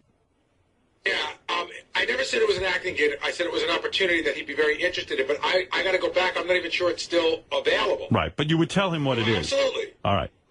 That I could agree to. So I can agree to most of this, and I would like you to participate in it because I think that we have been honest with you, and I think we have been fair with you, and I think we went through a lot of trouble, and you were the one who wanted to be in this anyway. And just think of this. You will have your results right now as opposed to still having to wait for them. Right. Because doctors, even though you said it was clear for him to give them to me, he still has not called me to give them to me. He will. But we have the results. You could have them today if you agree. What do you think? You want to be part of it? If you don't, I'll instruct the doctor to give them to you after the bet at some point. I don't know when he can get to it, but at some point he will get to you. It's up to you. But you'll have the results now. What do you say? I'll agree to it, even though you're not meeting all of... Well, we're meeting most of them. Right. Eric, he's meeting 4 of the 6, and I'll tell you what, I'll throw one in for you. Go ahead. I promise from now till the end of the year, either on the regular show or the wrap-up show, I will not make any negative comments about you. Wow. Okay. That's nice. All right, so you're in? You're participating? Yes. All right, and I'll tell you what, because he's being magnanimous, Gary, do you have any money for him? I actually, Howard, don't have... Well, hold on a second. I don't think I have any money left. I have, I don't have Steven Singer gift cards left. You I want had money all week. What is that? I had money all week, but we gave it away. He didn't call in soon enough. I will have money when we get back, if Eric wants to call in the money From when what? we get back. What sponsor? It'll probably be either 7-Eleven or IO8 or something like that. All right, I tell you what. I'll give him the $711 from 7-Eleven, and if for some reason they don't make good on it, I will put up the money. You know what? You can give it to him now, and we'll just mention it again the week we get back. Hey, we gave the money to Eric, and we'll plug him. Because, but in the future, Eric, you should never do that. You don't do that. You don't say to people afterwards, "Hey, give me money, or I'm not participating." But I'm going to give you the $711. Thank you. All right. Good. All right. So everyone's in. We're going to find out the results today. The following people are getting their results. Eric, the actor. Eric, the actor. Give me the list of people. Will the farter. Oh, yeah. Will the farter is in on this. That's why he's... What? I should have put Fred can't hit any sound effects. Too Well, you didn't. You're already in. It's over. I'll tell you the what. negotiation is over. You made out pretty well, Eric. Right. Right. All right. Will the farter, John Hine, Steve Gorillo, Will Murray, Bobo, Mike Ganji, and Eric the actor. All right. Now, can I talk to you about some of the stuff that's going on out there? Everybody's being pretty quiet. Ganji might die of a heart attack before he gets in here. Really? He's so nervous. He said that if he's lower than Grillo, he might kill himself. He said that he's having neck pain that he thinks is due to the fact of the nerves of this whole day coming on. All right, I'll tell you what. I'm going to put Eric the actor on the hold line. I'm going to take a break because it's been an hour and 19 minutes since we've broken. Okay, and I think we should come back and do the results. And after we do the results and get all of it, and we have to have some betting first. I need to get in on this. I need to get action. I brought money. I have $400. I'm ready. I have a few hundred on me, too. I brought in $30,000 in small bills. I'm ready to go to the man on this. This is going to be a tough. This is going to be a very tough IQ test. It's not the same. It's not so easy as the first one. I think an interesting bet is, will Eric the actor beat anyone? Okay. And you get money for that. Or I got Will the farter versus Grillo. Eric, do you think you could beat Will the farter? I think so. Hey, and by the way, good contest. Howard, you got to get Will the farter in here because Will the farter is absolutely positive. He thinks he's a genius. I think he's willing to bet money that he absolutely is smarter than Will Murray. Really? Absolutely. He knows that in his heart. But he also said he could beat Scott DePace's 122. Yes. Eric, you think you could beat Bobo? Yeah. I say Bobo and Eric. Do you think you could beat Will Murray? I don't know. All right. Here's one for you, Howard. Will Bobo or Sal, even though it's the old one, will Bobo be higher or lower than Sal? Bobo will be lower than Sal. Really? Yeah, what was Sal? What was 102. 102? Bobo will be lower. I say Bobo's in the 90s. Wow. Is Bobo here? I hope. Yeah, I think so. Right? I'm sure everyone's here. But let's start. Why don't we get everyone? Go to a break. Okay, let me take a break. I'll get everyone in here. Eric will be on the phone, and then we'll let some betting go down. Yes. Who knows? Eric might take some of his $711 and Do you think anybody in the... So it's John Hine in there, too. Right. Did someone beat Scott DePace? That's the bet. That's another good bet. No. What, Scott? No, they will not beat me. What if Eric the actor beats you? Oh, God. You say there's no chance of him beating you. Then that just ruins the test. Oh, it's the test that'll be wrong. All right, Eric, I'll put you on hold. Okay. All right. Isn't this fun, Eric?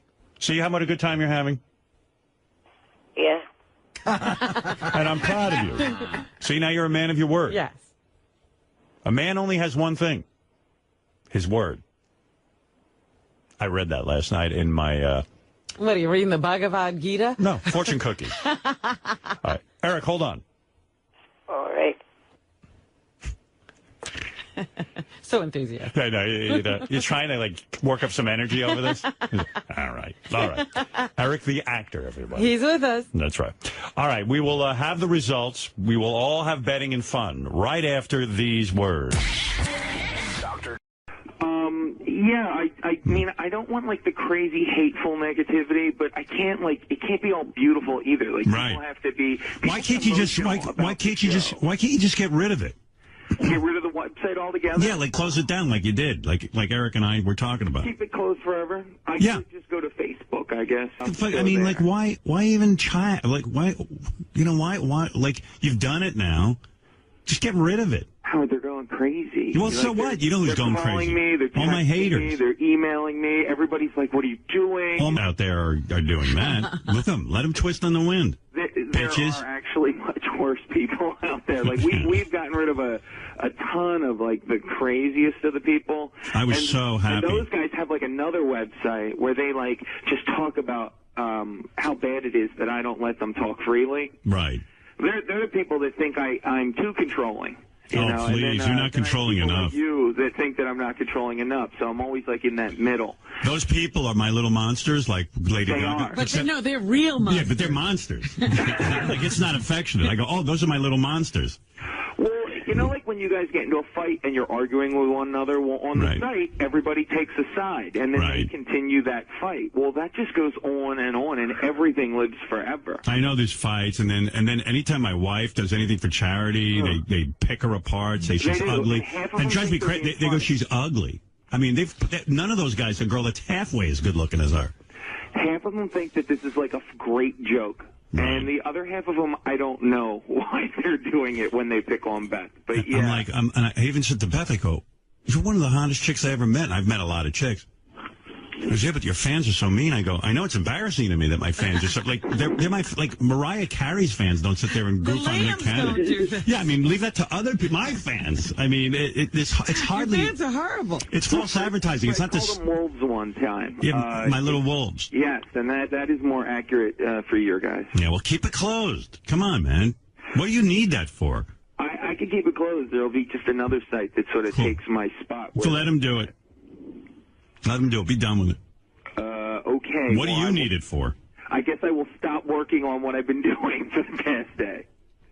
Well, do whatever you want to do, I guess. Yeah, I mean, I can't tell you what to do, but Eric and I are happy for one, and I suspect Johnny Fratto's happy. Well, Eric's happiness is number one on my priority list. All right. Thank you, Mutt. All right, you have a good one. There he is. Mutt says he's not closing it. He's working on something new. Revamping. He's revamping.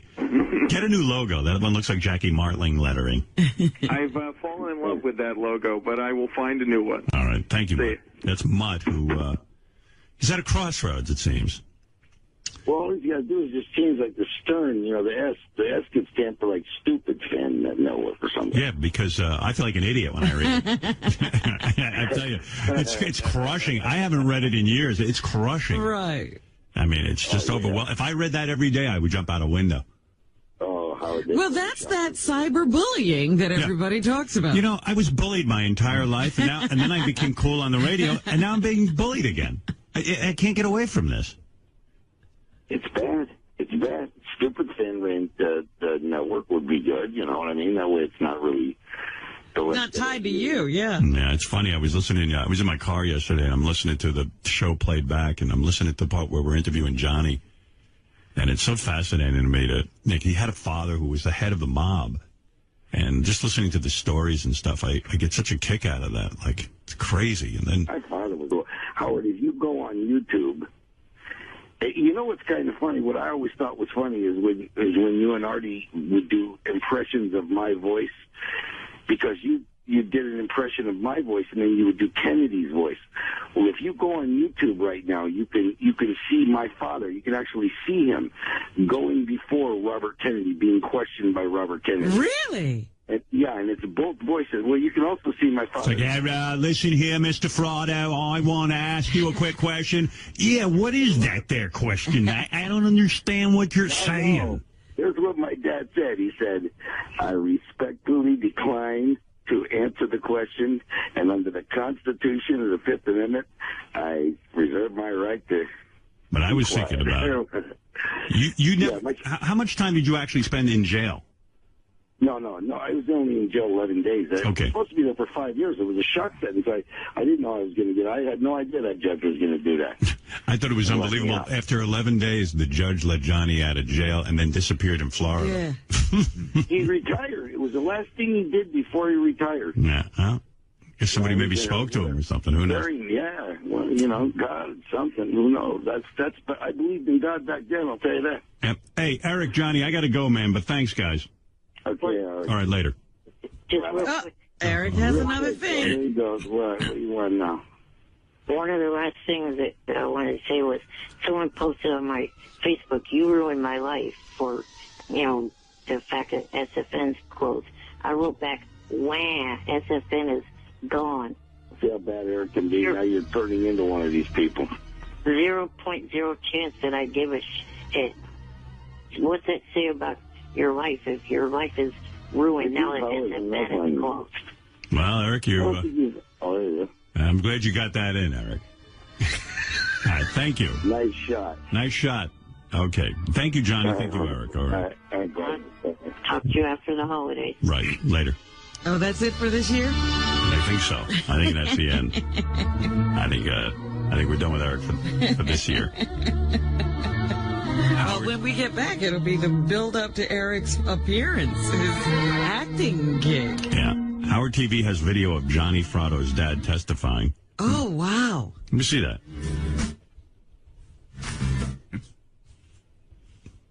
Well, we can't hear it. Well, they got something else on the... Fred can't pull it up. Yeah. You sure you're doing it right, Fred? Absolutely. Yeah, they got something else plugged in. You guys got to readjust your audio. All right. Okay, guys. Never mind. Thank you. Thanks for the help. So, it's funny. Johnny's dad looked like Vince Lombardi. Yeah, he looked like everybody else. No. How could he be a crook? You're not kidding. Things stupid like that. This is the devil may tear me. Okay, that just brings up something. You know how you guys say that you will not stop making fun of my voice? Yeah. Right. Okay, I'll compromise with you on this. What are you saying? Artie? Yeah? Stop. Okay. Stop what? Whose name is on the show? Howard Stern. Right. So to me, the only one in that studio that can make fun of my voice is Howard. How is that a compromise, you little douchebags? Because I'm at least letting someone do it. You don't get a right to tell people who can do it. Why would we compromise? Everybody likes goofing on you. But compromise is the one we worked out. You complain and we'll keep doing it. Right. I'm throwing my midget weight around. Eric, go back and think up a new one. I got to move along. Thank you, Eric. How about we go back to the compromise if we completely ignore everything you say? All right, Eric. Have a good day. You too. All right. And call me when you get a hold of Catherine McPhee. Thank you. Okay, I got a bunch of things to play for you. I know there's a bunch of people who want to talk on the phone. What do you want to do first? You want to go to phones or you want to hear some voicemails? What do you want to hear? Oh, voicemail. We haven't heard from people. We've been away. All right, Eric the Midget left us a voicemail. Oh, no. I think he wants to speak to us one more time. I tell you, he's addicted to me. What is it he has to say for this last time? He's saying that a lot of the people who listen to this show are hassling him on his MySpace account and hassling his friends on his MySpace account. And but I would say that isn't that, I mean, I don't know much about MySpace, but isn't that where everybody puts their name up and asks to be contacted? Yes, absolutely. So if people are contacting you, that's what you want. You can't make everybody be nice. Hey, Will, it's me, Eric. I was calling because of the fact that I am getting severely sick of these people that listen to Stern's show. I mean, some of them, granted, some of them that come to my page are nice to me and are pleasant and civil. But there is a huge majority that aren't. And it's even getting to the point where they're messaging my family and friends that are on my MySpace friends list. Well, your family and friends are putting their names and their email address on your MySpace account. What do you expect to have happen? You know? I mean, what? He hasn't figured all that out yet. That's his crossing the line. These people have a problem with me. Fine. Mess with me. But don't mess with any relatives or friends of mine.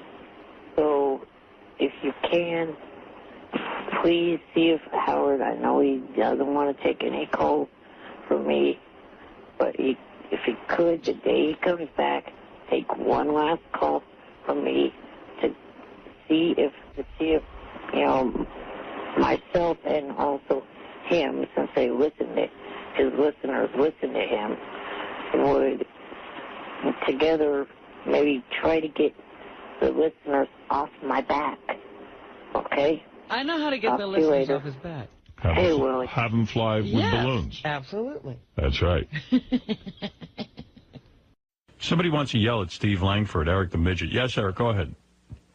Hi, I was calling because I left Steve 2 voicemails, and I thought I heard something that you were going to play them earlier. No, we don't care. We weren't going to play them, but if you want to say something to Steve, now would be the time. I feel that you are interfering in my business with Johnny. I have not heard from him in days, and the one time I was close to talking to him yesterday when he called in this show, Stern never let me on air. I didn't see you were on the air, actually. I didn't see you were on the phone. I would have. I was on hold.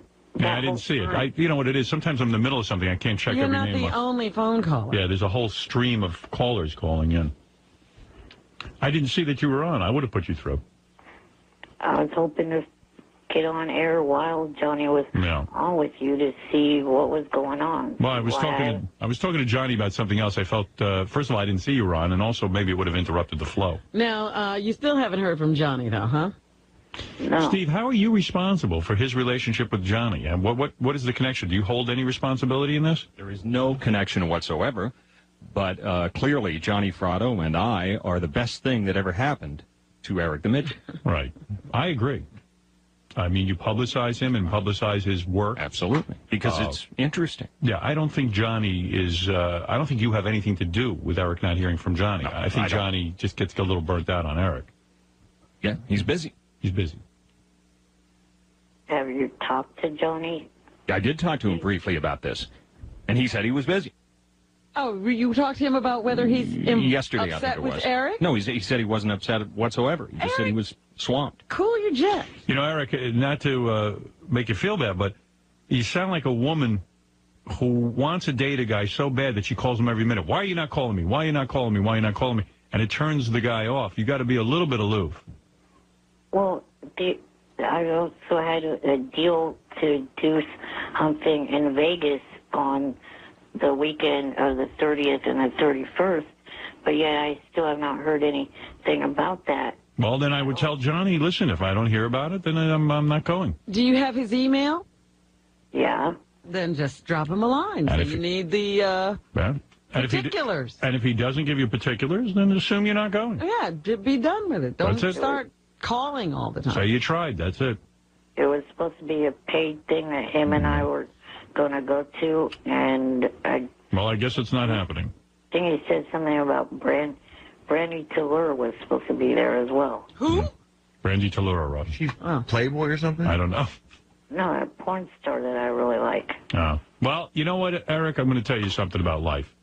When somebody doesn't respond to you, you walk away and you just say, look, when he's ready to talk, he'll call me. That's it. Yeah, don't assume that it means anything. Just wait for your answer. Zero. Yeah. What are the amount of dollars that'll probably be coming in from that appearance? 0.0. All right, Eric, thank you. And there's your conversation with Steve Good luck to you. Hope you and Johnny get in touch soon. Thank you. Somebody with a sane, clear head. Eric, what do you want to say? I wanted to ask Artie a couple questions about Friday night's show in San Francisco. Well, I don't even know I have a show. San Francisco? You're not coming, are you? Yes. Your best friend is not coming? Of course he's coming. You didn't know you have a show in San Francisco? I forget from day to day. When is it? Someone pushed me in front of a microphone in Schenectady last weekend. When is the show? It is Friday night at the Masonic Auditorium in San Francisco. I'll be there with Levy and Sal. Friday night. And Eric is going? Eric, I know you live in that part of the country, so are we going to be graced with your presence? Yeah, I'm coming. Well, what do you want to know from me? Well, one of the things I wanted to know was what time does this show start? I have no idea. Wouldn't that Wouldn't that say on your ticket? The tickets are being left for me at will call. It's $35, by the way. Right. Is that what it costs to see you? 35? That's what his price is. Oh. Usually it's 25. So, you don't know what time you go on? It's probably like 8 o'clock, Eric. Can't you call the theater, Eric? Yeah, I was going to say, why don't you go on the website of the theater or call the theater? They would know. Bug Teddy. Teddy knows. Right. What and else? Then, this isn't really a question, but when I go there, I'll be bringing some things for you to take back with you. I'm not taking anything back. Show. I'm not taking anything back with me. FedEx it or something. I'm not FedExing it. You can take it back. I'm not taking anything back. You will carry his messages. If you take it there, Eric, it's going to be left backstage. What are you bringing him? I'm just curious what's so important to give Artie. Why should I ruin the surprise? It's going to be... You know what, Eric? I got to tell you something. As a guy who has received gifts from fans and stuff, usually Artie's right. He's not going to sit there and schlep that back on a plane. It's going to be left backstage, whatever it is. I leave my clothes in cities, and I just buy new clothes. I don't like carrying anything. Yeah, he's got to get on a plane. He doesn't want to be lugging your stuff. He's not going to lug your garbage, and probably 9 out of 10 chances are that this is garbage you're going to hand to him. It is. And the only thing I have is... Let's hear what the garbage pack is. Pack of cigarettes. What is the garbage? Well, then I'll hand it to Sal or something. No, Sal's not good. What is it? I don't really want to ruin it. It's all right. Ruin the surprise. I'm giving you permission. Does it say I guarantee it's going to be ridiculous. What is it? 8x10 autograph photo for each of you. Oh, of you? Oh, well, that's true. Maybe Artie could carry Artie, bring that. those back. You know what? Because he's so nice with the autograph picture, it's going to be 8 p.m. 8 p.m. the show. 8 p.m. is the show. 8 p.m. Masonic How did you know Auditorium, that, San Fred? Francisco. I used a little thing that Eric might be familiar with called the Internet. Yeah, you went right on there. Yeah, I went to the Masonic Center. It's right there. I didn't think the show was as big in San Francisco, but... of course it was. There's like 3,500 tickets sold out of like 4... It's close to sold out, actually. So, Eric, you better get your tickets soon. They'll be waiting at will call for me. Sequoia has set it up. Not unless I make a phone call. All right. Thank you, Eric, and good luck with your trip to San Francisco to see Artie. Good luck getting in. Check out my store at AFSC.TV. Take care of yourself, Eric. /ETA. Can't wait for Friday. All right. Bye-bye. There he is. Yourself. All right. Where were we? I can't wait for Eric. I can't wait to see that kid. You know, I've never seen him in person. You know, you give Eric life. Eric the Midget. Yeah. Yeah, I know. You give him life. You're such a good person. I am. You know, Eric, Blue is right. I give you life. Do you understand that expression, what she's saying? I give you life? Yeah. Yeah. And you appreciate that? You appreciate that I give you life? Yeah. Oh. Oh, there you go. Yeah, you get every one of the Rat Packers you do for them. Right. And I love you for that. Well, thank you, Blue. And Blue, enjoy your time in New York. I know you're from Los Angeles. You're in the How will you be here? How long will you be visiting this fine state of New York? Till Wednesday. Till Wednesday. And what is your agenda? I would make some prank calls. You can do some with Richard and Sal? Yeah. Calls? Good, The Jack and Rod show. All right, good. All right. Will you be speaking at the UN? I understand. No. No? Are you Okay. here for the dignitaries? I'm going to be doing a 3-act play called Blue Moon and Rejoice, the 3 comedians. All right. And we've got a producer and a director Well, it and a sounds money great. person. Well, let me thank you for stopping by, and I wish you good health. How come you don't pick up my calls? What? I call you, you don't pick them up. I don't have a phone where I pick up calls. I don't. You're calling the show and they record them and that's it. There's no phone. I don't sit by a phone and pick it up. You know, I got a life. I'm not Ganji. I'm not blogging all day. Yeah, for the same reason I don't pick up your calls. Have you ever met Mr. Flint? Have you ever met him in person? Yeah. You did. You worked for his company and he... No, I met him before that. You did. I have his screenplay. I don't recall that. All right, very good. All right. Well, anyway, we're going to be back, right? Eric, did you have anything you wanted to add? I just wanted to know if Artie brought in the package of food. We'll never see them, Eric. I forgot again. Eric, what did I tell you when you told me you wanted Artie to bring in pictures here for you? I told you the guy is irresponsible. He can't do it. The man's an ex-heroin addict. Yeah. And I use the word ex, like not really knowing what's going on. No, honestly, I'm a current heroin addict. Are you? No. Well, I mean, they say you're always an You're addict. always an addict. Isn't that great? Yeah. It's going to go on the rest of your life. Yeah, isn't that great? You'll be able to say that forever. I quit smoking because I thought if I'm ever on a desert isle, I'll go crazy without a cigarette. Right. So I quit. Year and a half. You quit under the reasoning that in case you're ever on a desert island. Right. Okay. So you're delusional. Yeah. All right. Eric, listen, I told you if you gave Artie pictures, they will get lost in the abyss that is Artie's bag. They are somewhere in my apartment, but... where they are, you don't know. Also, a laptop computer and an iPhone are there, too, and I cannot find them. Eric, listen to me next time, okay? All right. Artie, could you please try to find them by Thursday? Yeah. No, he's not going to find them, Yeah, that'll be the first thing I do. I'll go home, and before I order raviolis from uptown, I will look for pictures. I told Eric, don't give Artie anything. I told him. He didn't listen. And he wouldn't listen. All right, Eric, thank you. Blue Iris, you're a doll. Hey, John, you're on the air. Go ahead in Ottawa, Canada. Hey, Howard. Hey, now. How's it going? Hey, now. I probably heard one of the most depressing pieces of tape over the weekend on a replay from K-Rock's morning show. They let Wood Yee go. Yeah, I know. Wood Yee and Nancy the receptionist were let go over at K-Rock. Really? Yeah, like, unfortunately, I can't remember his real name. Like, I only know him Steve. from your show. Steve, yeah. And man, oh, man, you know, like, America sucks. Well, did he get an early retirement? Because he's not going somewhere else. From what I understand... No, they fired him. He didn't. They just got rid of him. Like, Wow. he'd accrued, like, he'd been there for so long, he had 7 weeks of sick time built up, and they're not even going to give that to him. Steve was there like 42 years. Steve worked there when my dad worked there. I know. Yeah. Well, you know, what happens is... Let me see if I can put this into perspective for you.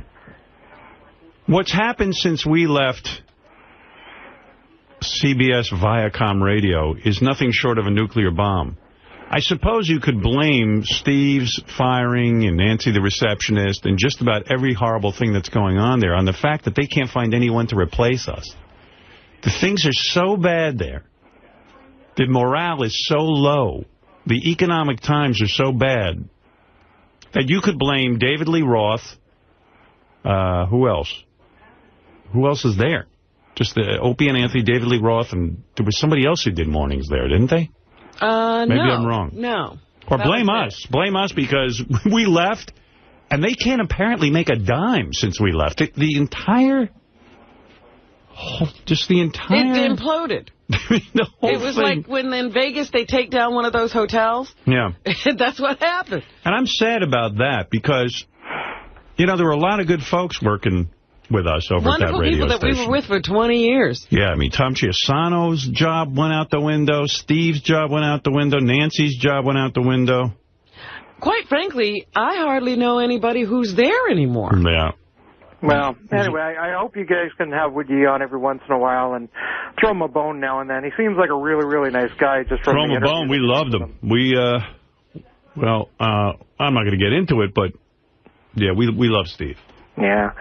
Anyway, guys, you make my morning every day. Artie, I'm looking forward to your book Under the Christmas Tree. Okay, thank you. Thank you. All right. Wood Yee songs. Maybe I'll give you a couple tribute of tribute to Wood Yee, who was let go over at Viacom. Sushi smell, put it on my face. I don't care if it's bold but there. I love the way it tastes. Sushi smell, wrap her in duct tape. When you travel overseas, it's not considered rape. We should ask Scott what's going on. I bet you Scott's been talking to Woodgie nonstop. Yeah, Scott and Woodgie are pretty close. They were fellow engineers. Scott, you know any update on Woodgie and how he's doing?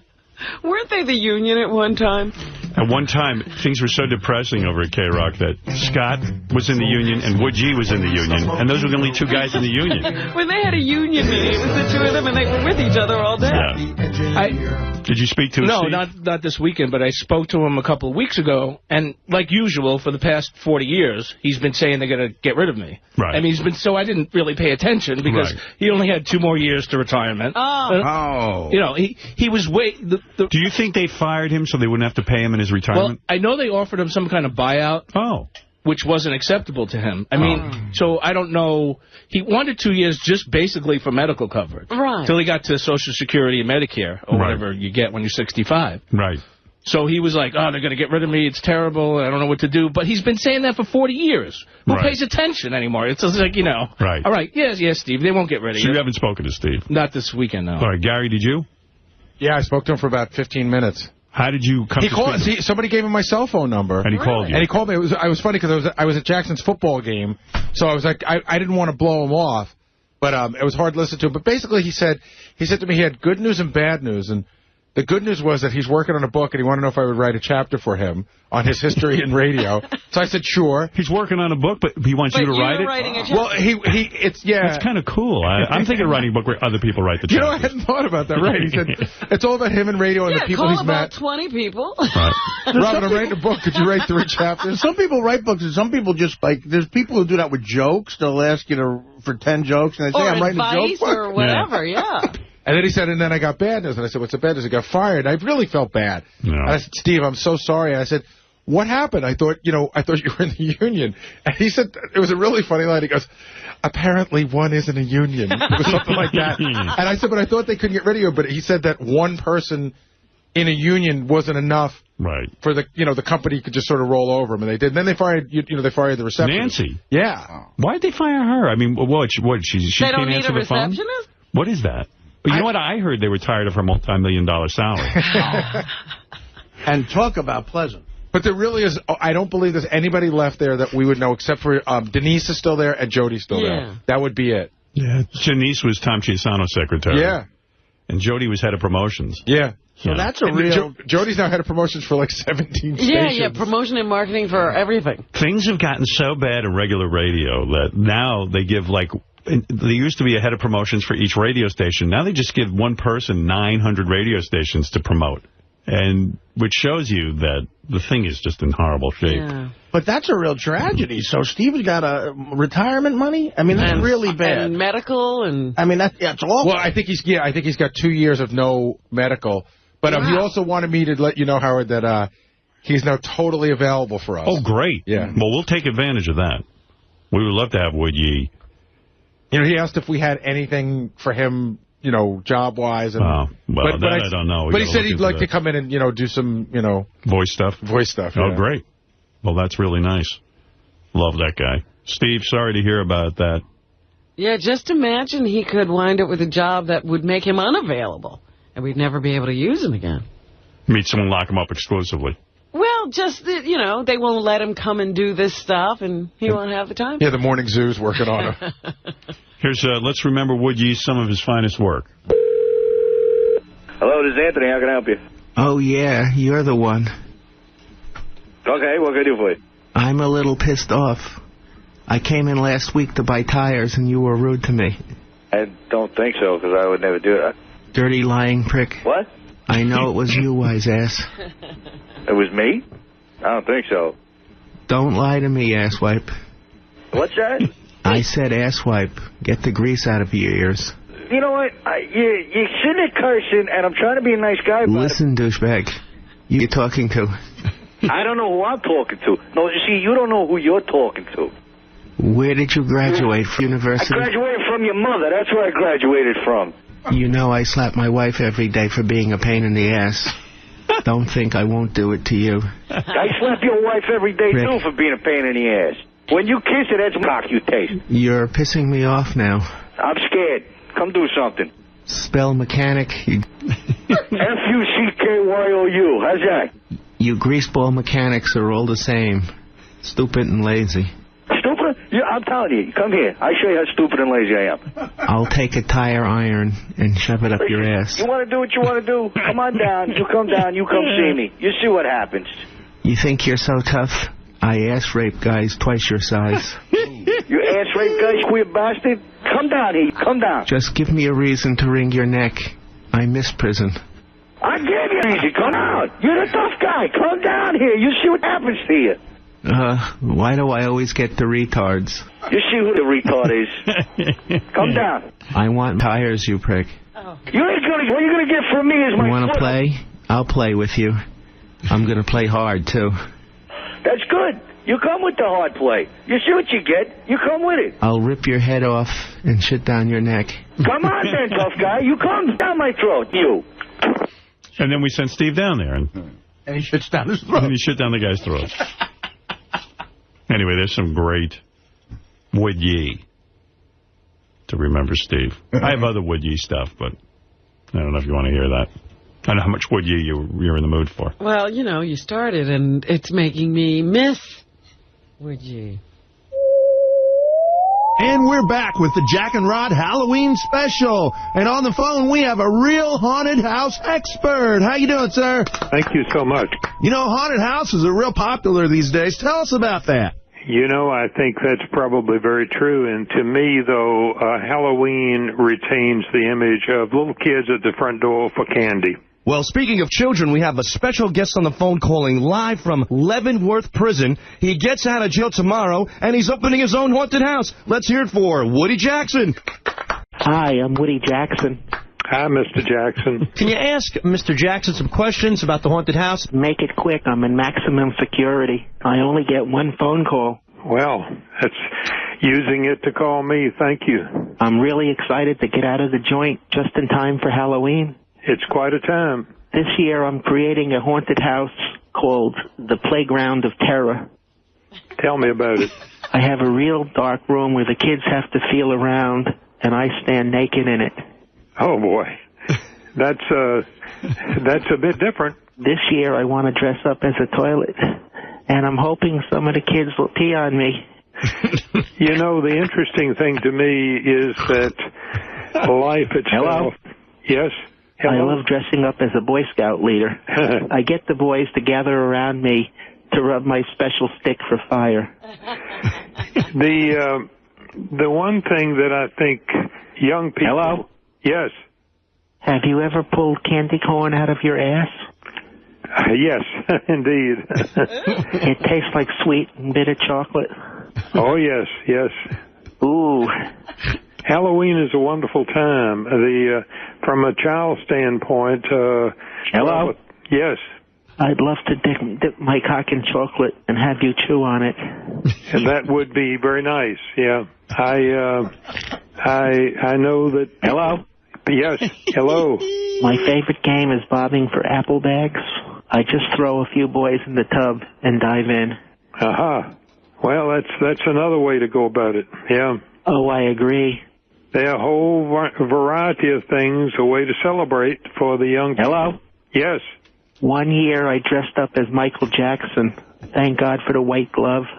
It kept out of my fingernails. Oh, yes, indeed.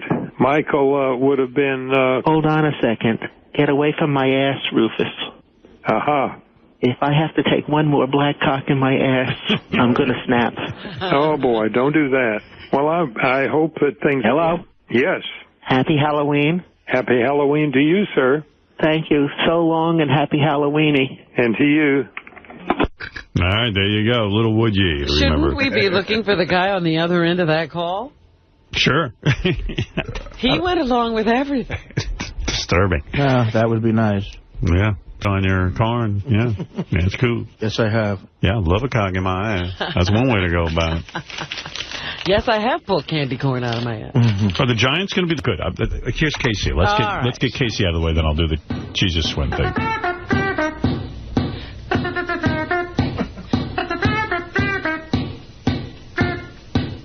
If you're feeling gay, wanna roll in the hay, who you gonna call?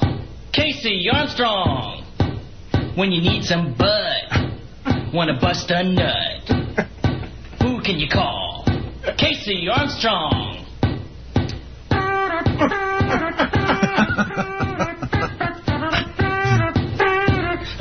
I ain't homophobic.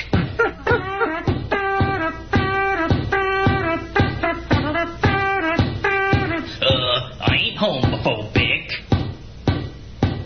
You know, my favorite one of those songs was the Casey Takes Gay Photographs. Yes. Casey went to a German photographer, and the guy asked him to be in his underwear and take some photos. Yeah, and I understand. With a German homo, he pulled his pants down. Casey posed for gay photographs. He's a homo. Sent in by an unknown Richard Christie at the time. That's true. But I have heard there are more gay photographs of Casey floating around. Oh. Is that right? Yeah. Is that true, Casey? Hey, what do you mean, gay photographs? Why are you whispering? Hey, I'm sorry I'm whispering. The timing didn't work out good. Why don't you call when you can talk up? Yeah, that's what I was saying. But Are you in the library again? What are you doing right now? I'm protection for these broads. They're escorts. Oh, my God. You mean hookers? That's not what we call them, but, you know, they're not, I don't think they're full service. I don't know exactly what they're doing there, but I just got to make sure that they don't get beaten up or anything. Oh, that's what you're doing now? You're an escort guy? Like you're the guy who stands outside the door? Yeah, and there's two of them in there right now, and I just want to make sure that these guys blow their load so I can get them and go and talk to you. Then call me back tomorrow. Well, You got another job tomorrow? If you can't talk now, I'll talk to you tomorrow. Okay. All right. Can I call back in 10 minutes? I'll call you back. He's going to blow. I'll call you right back. He's calling right back. He's going to blow. Jeez, I love him. Wednesday is a big night for that. So, man. That is so funny. What is he whispering about? Gary said there was some sort of problem because he's got some job where, you know, when the hookers go up to the rooms. There's always a guy. There's a guy. He's that creepy guy. He's become that creepy. What in the fuck? my I really hope his mother doesn't have serious. I wonder if he ever gets recognized, too. Hey, aren't you that guy from the Howard Stern Show? What are you doing now? I'm sure he does. Why are you standing in the corner? I'm here to break your hands if you're crazy with these girls. All right, so we'll talk to Casey tomorrow. No, he's going to call back in a few minutes. Yeah, but I'm going to be on with the Jesus Twin guy. I'm doing a radio show. You know, He doesn't understand that. Probably thinks it's satellite. It doesn't have to be professional. But for some reason, I keep treating this professionally. Radio. Yeah, I'm around here. He's treating this professionally. When I first got here, I thought Casey was like the most efficient. He would be here every morning, like handing you cards, talking. Right. You know, college boy. Good-looking kid. Sometimes with my satellite, I go, well, I shouldn't even behave professionally. I should just interrupt everything. Well, Casey's doing it right then. I'll take 2 more phone calls about, you know, the whole situation with Sal and everything, and then maybe Casey will call back, and if he doesn't... Then we'll move on. Yeah. Does that sound good? Yeah. Okay, let's go to Brad. Brad, you're on the air. Hey, Howard, how you doing this morning? Okay. Just wanted to ask you about not inviting email to me about Ralph's phone call and my attitude toward Ralph's call, and oh my goodness, very offended. Just ripping. He knew. Here, I'll read it to you. I was going to say, are you going to read it to him? Why not? Why not? Threatening violence. Really? Whoa. So upset he was about who? Ralph. Not me. I didn't say it. I didn't even see Jimmy Show. I'm asleep. But wouldn't that be the point to have when you had that crazy woman with the towers didn't go down, she had so many phone calls come in because people disagreed? Wouldn't you think there'd be the same reaction to a Ralph show? All right, Cyrus. Definitely. Here is Jimmy Kimmel's email response to Ralph's accusations of thievery. The subject is really ? Okay. I just heard the show. Let me get this straight. You invented playing blackjack on television and hypnotizing people to do dumb things. Here's a clip of that being done on TV in the 50s. And mystery celebrity, here's a clip of What's My Line? Groucho was the mystery celebrity. This is also from the 50s. So now I'm getting attacked. Then now I'm a thief. Now I'm the rip-off artist. Our version of Mystery Celebrity is very different from yours. Our version is a game called Celebrity in a Box, played on the street with pedestrians and a celebrity inside a large box. When we play blackjack, it's a live remote to a casino. The whole studio audience, 200 people, is in on shares in the pot. We play 10 grand and let it ride 3 times. The audience won $100,000 and split it between them. As I recall in Vegas, you had individual hard luck cases playing for themselves. The only similarity is that we both played blackjack. When I was in the 5th grade, a hypnotist came to our school and made the students do silly things. That was 1977. By your logic,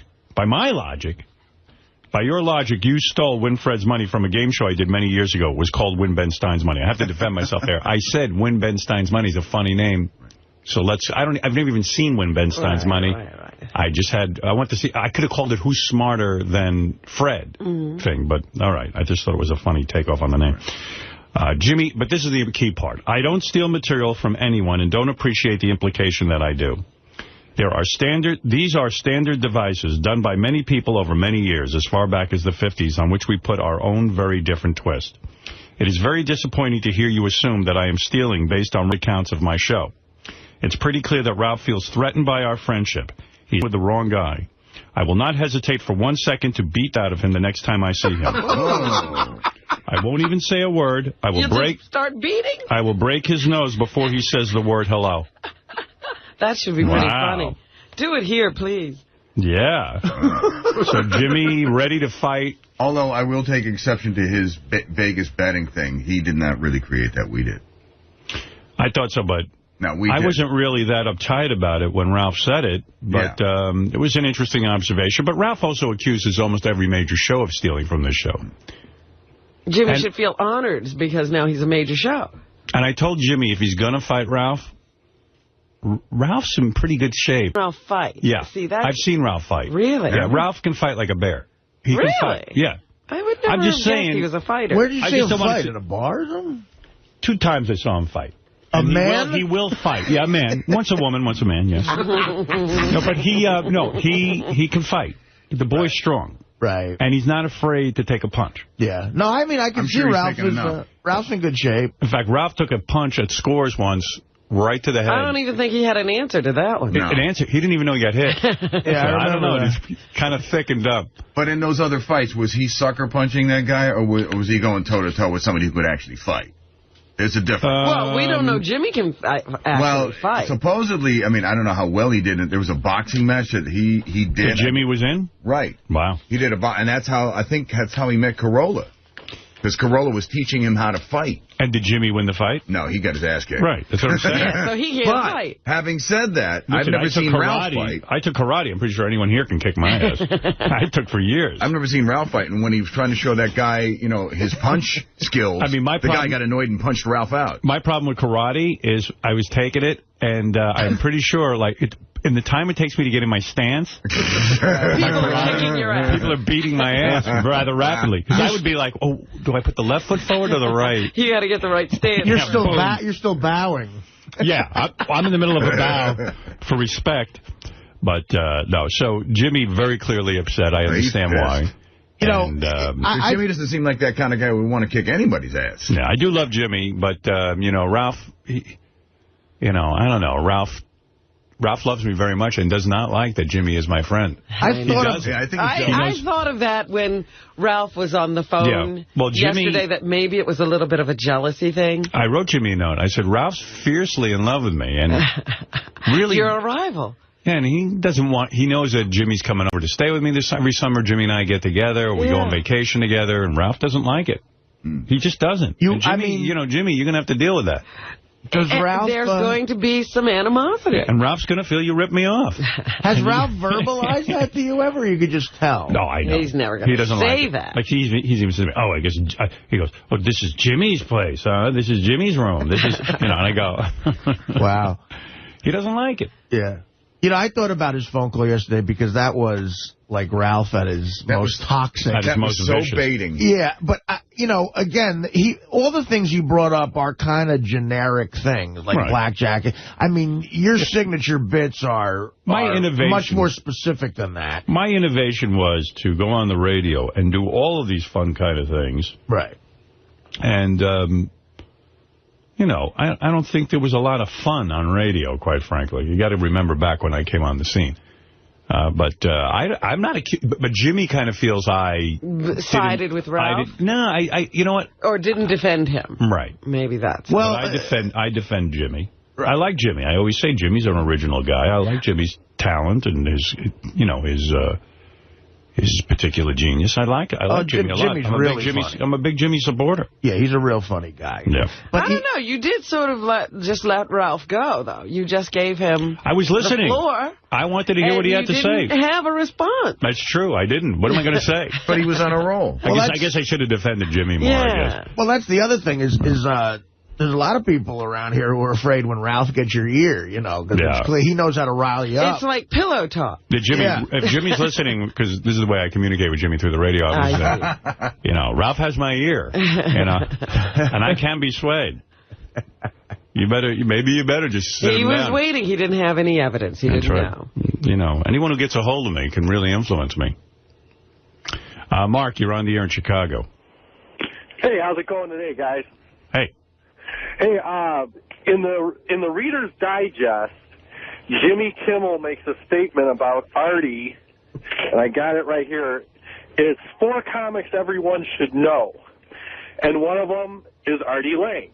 Anyone who has heard Howard Stern's Sirius radio show knows that day in and day out there is no one funnier than Artie Lang.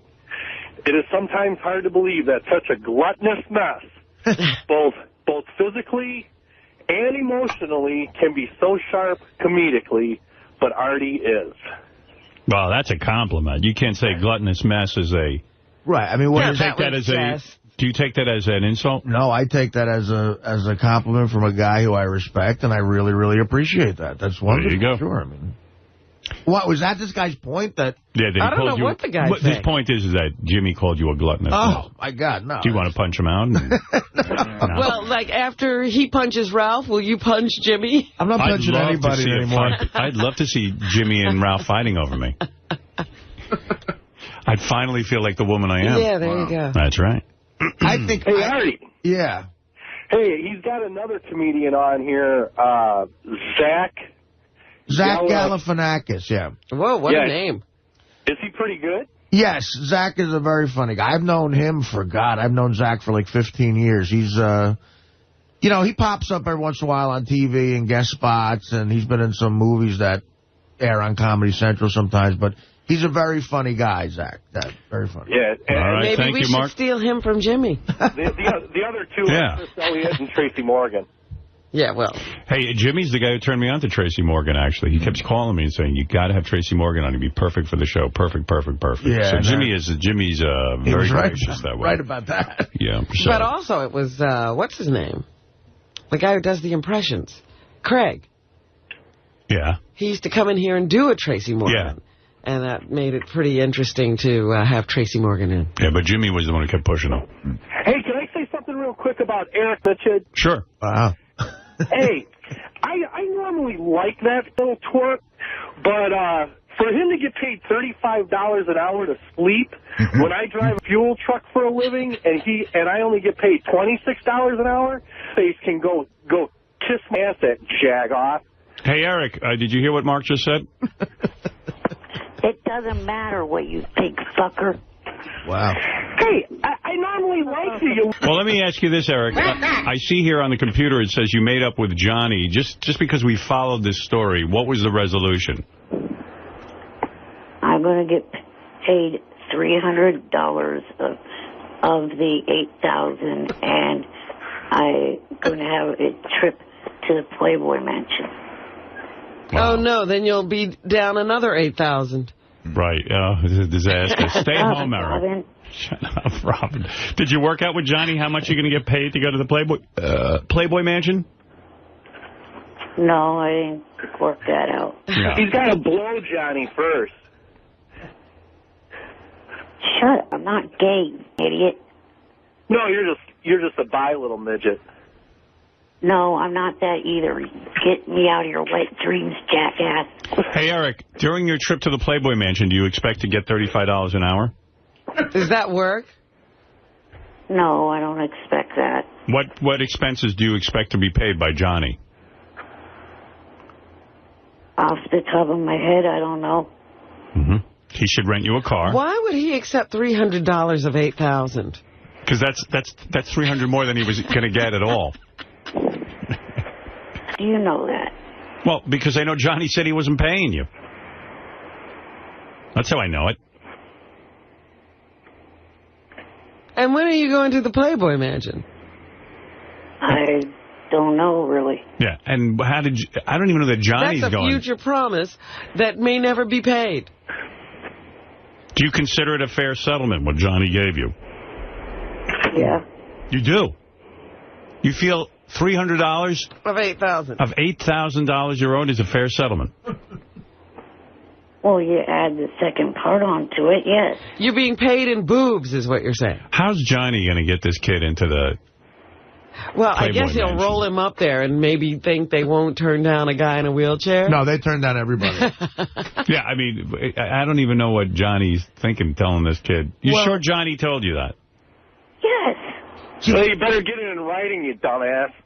Because otherwise, after this happens, then you're going to come on the air, you're going to be crying like, oh, Johnny owes me this, Johnny owes me that. You know what'll be funny? Like, Johnny's going to pull... Fucker, drive your truck off a cliff. You know what's going to be funny? Johnny's going to drive up to the Playboy Mansion. Well, that was original.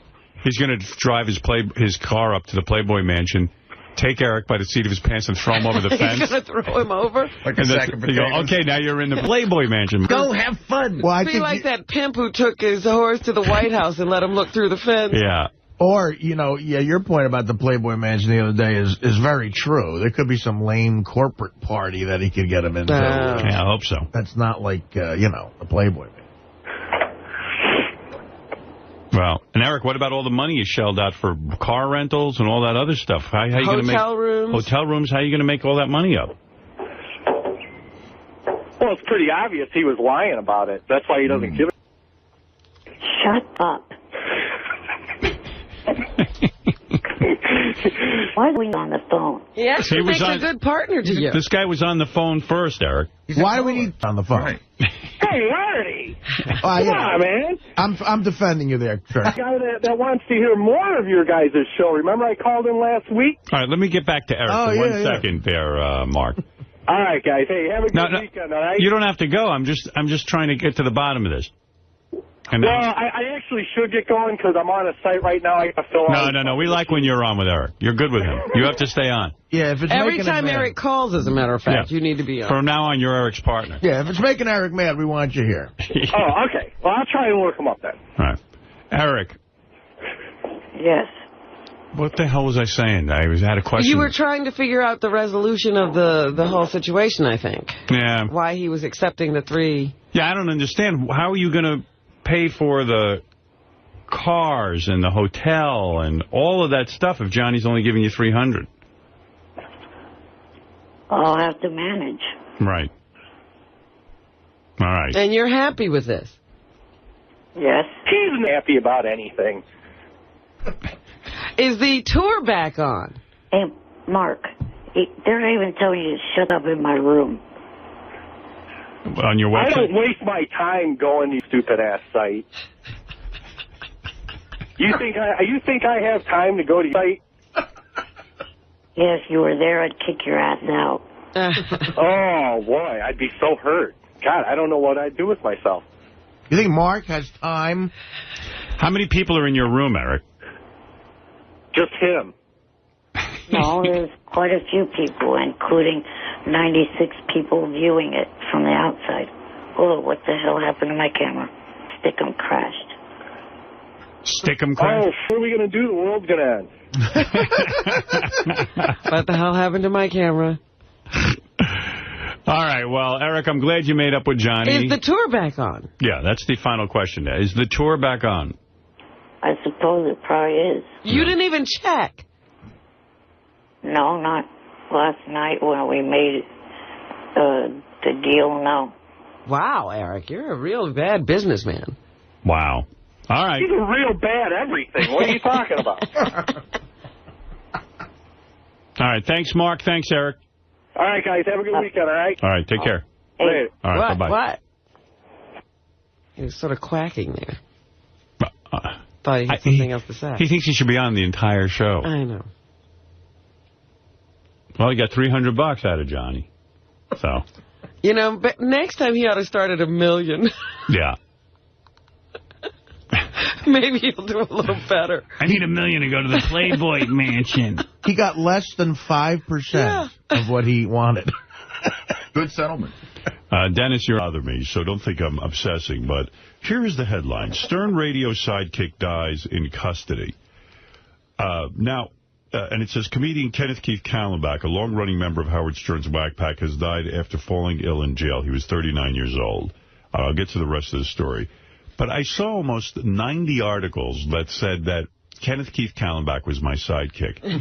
And, you know, it's just a strange thing to me. It's as if to say, you know, I was on the Tonight Show as a guest. Am I Jay Leno's sidekick? I guess when you die, Jay Leno's sidekick, Howard Stern died. Right. I mean, in other words, it's like saying... if you're a guest on the show. Robin is Whoopi Goldberg's sidekick on The View because she was on The View the other day. Yeah.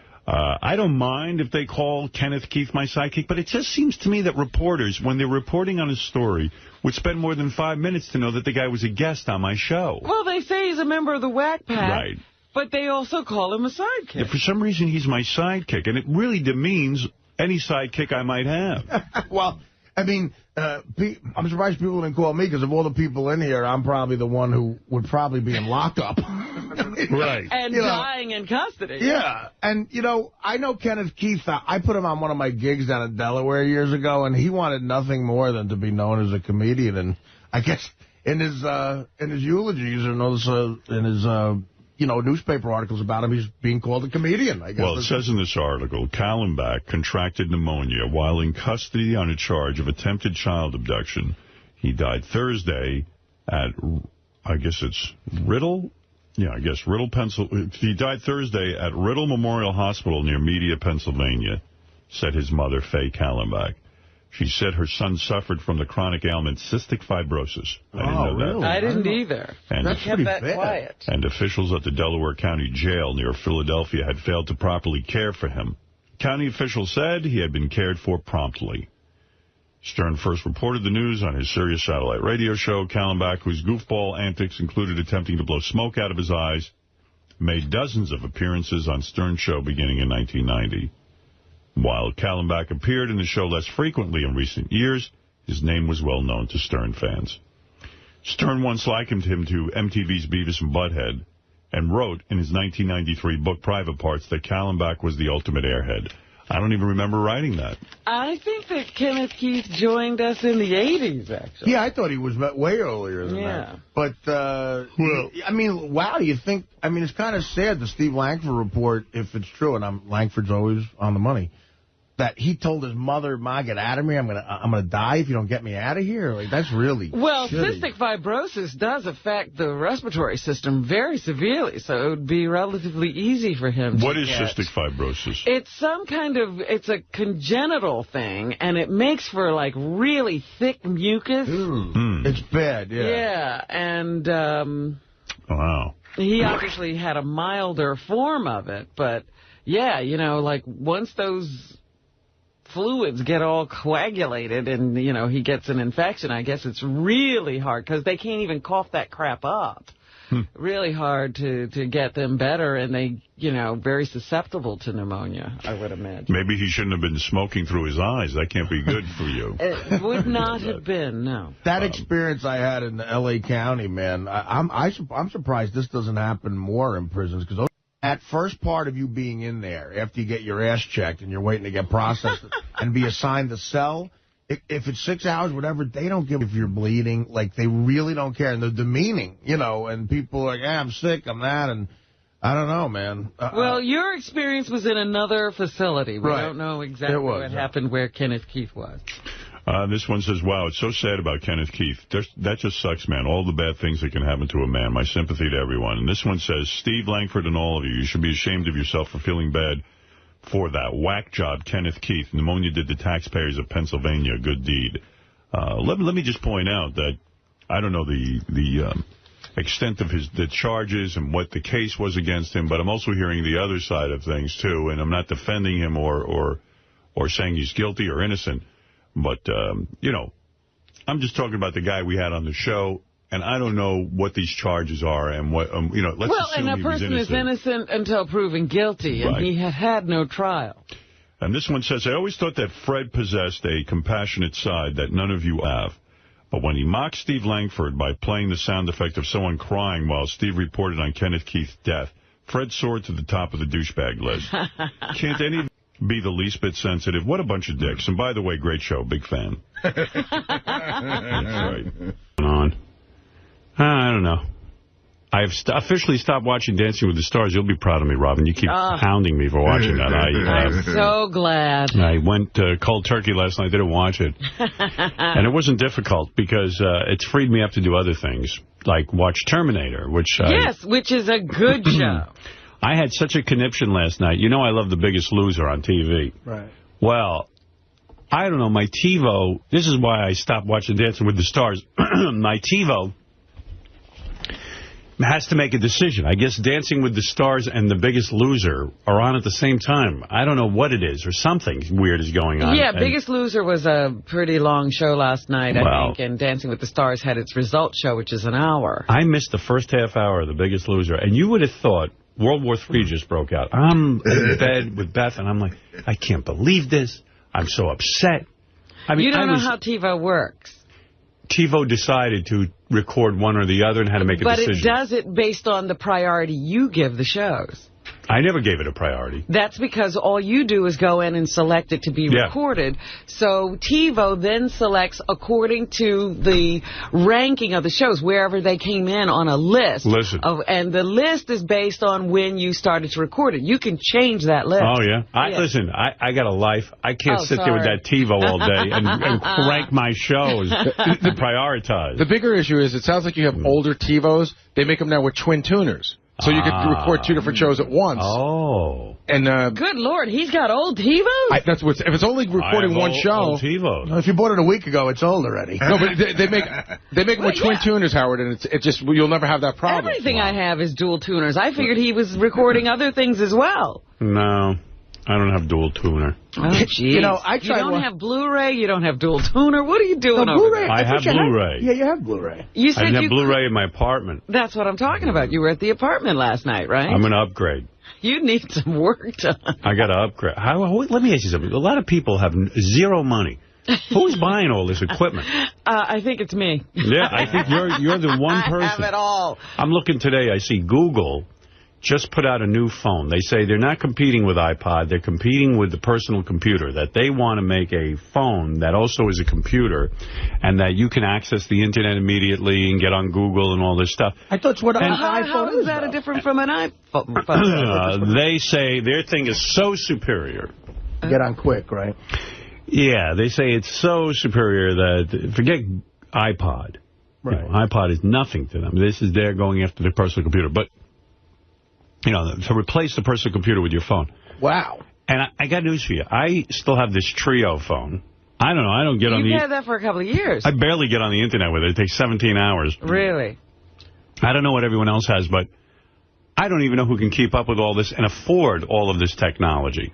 I was talking to someone the other day, and I said, you know, they said, well, with all this going on, who's going to be buying anything anyway?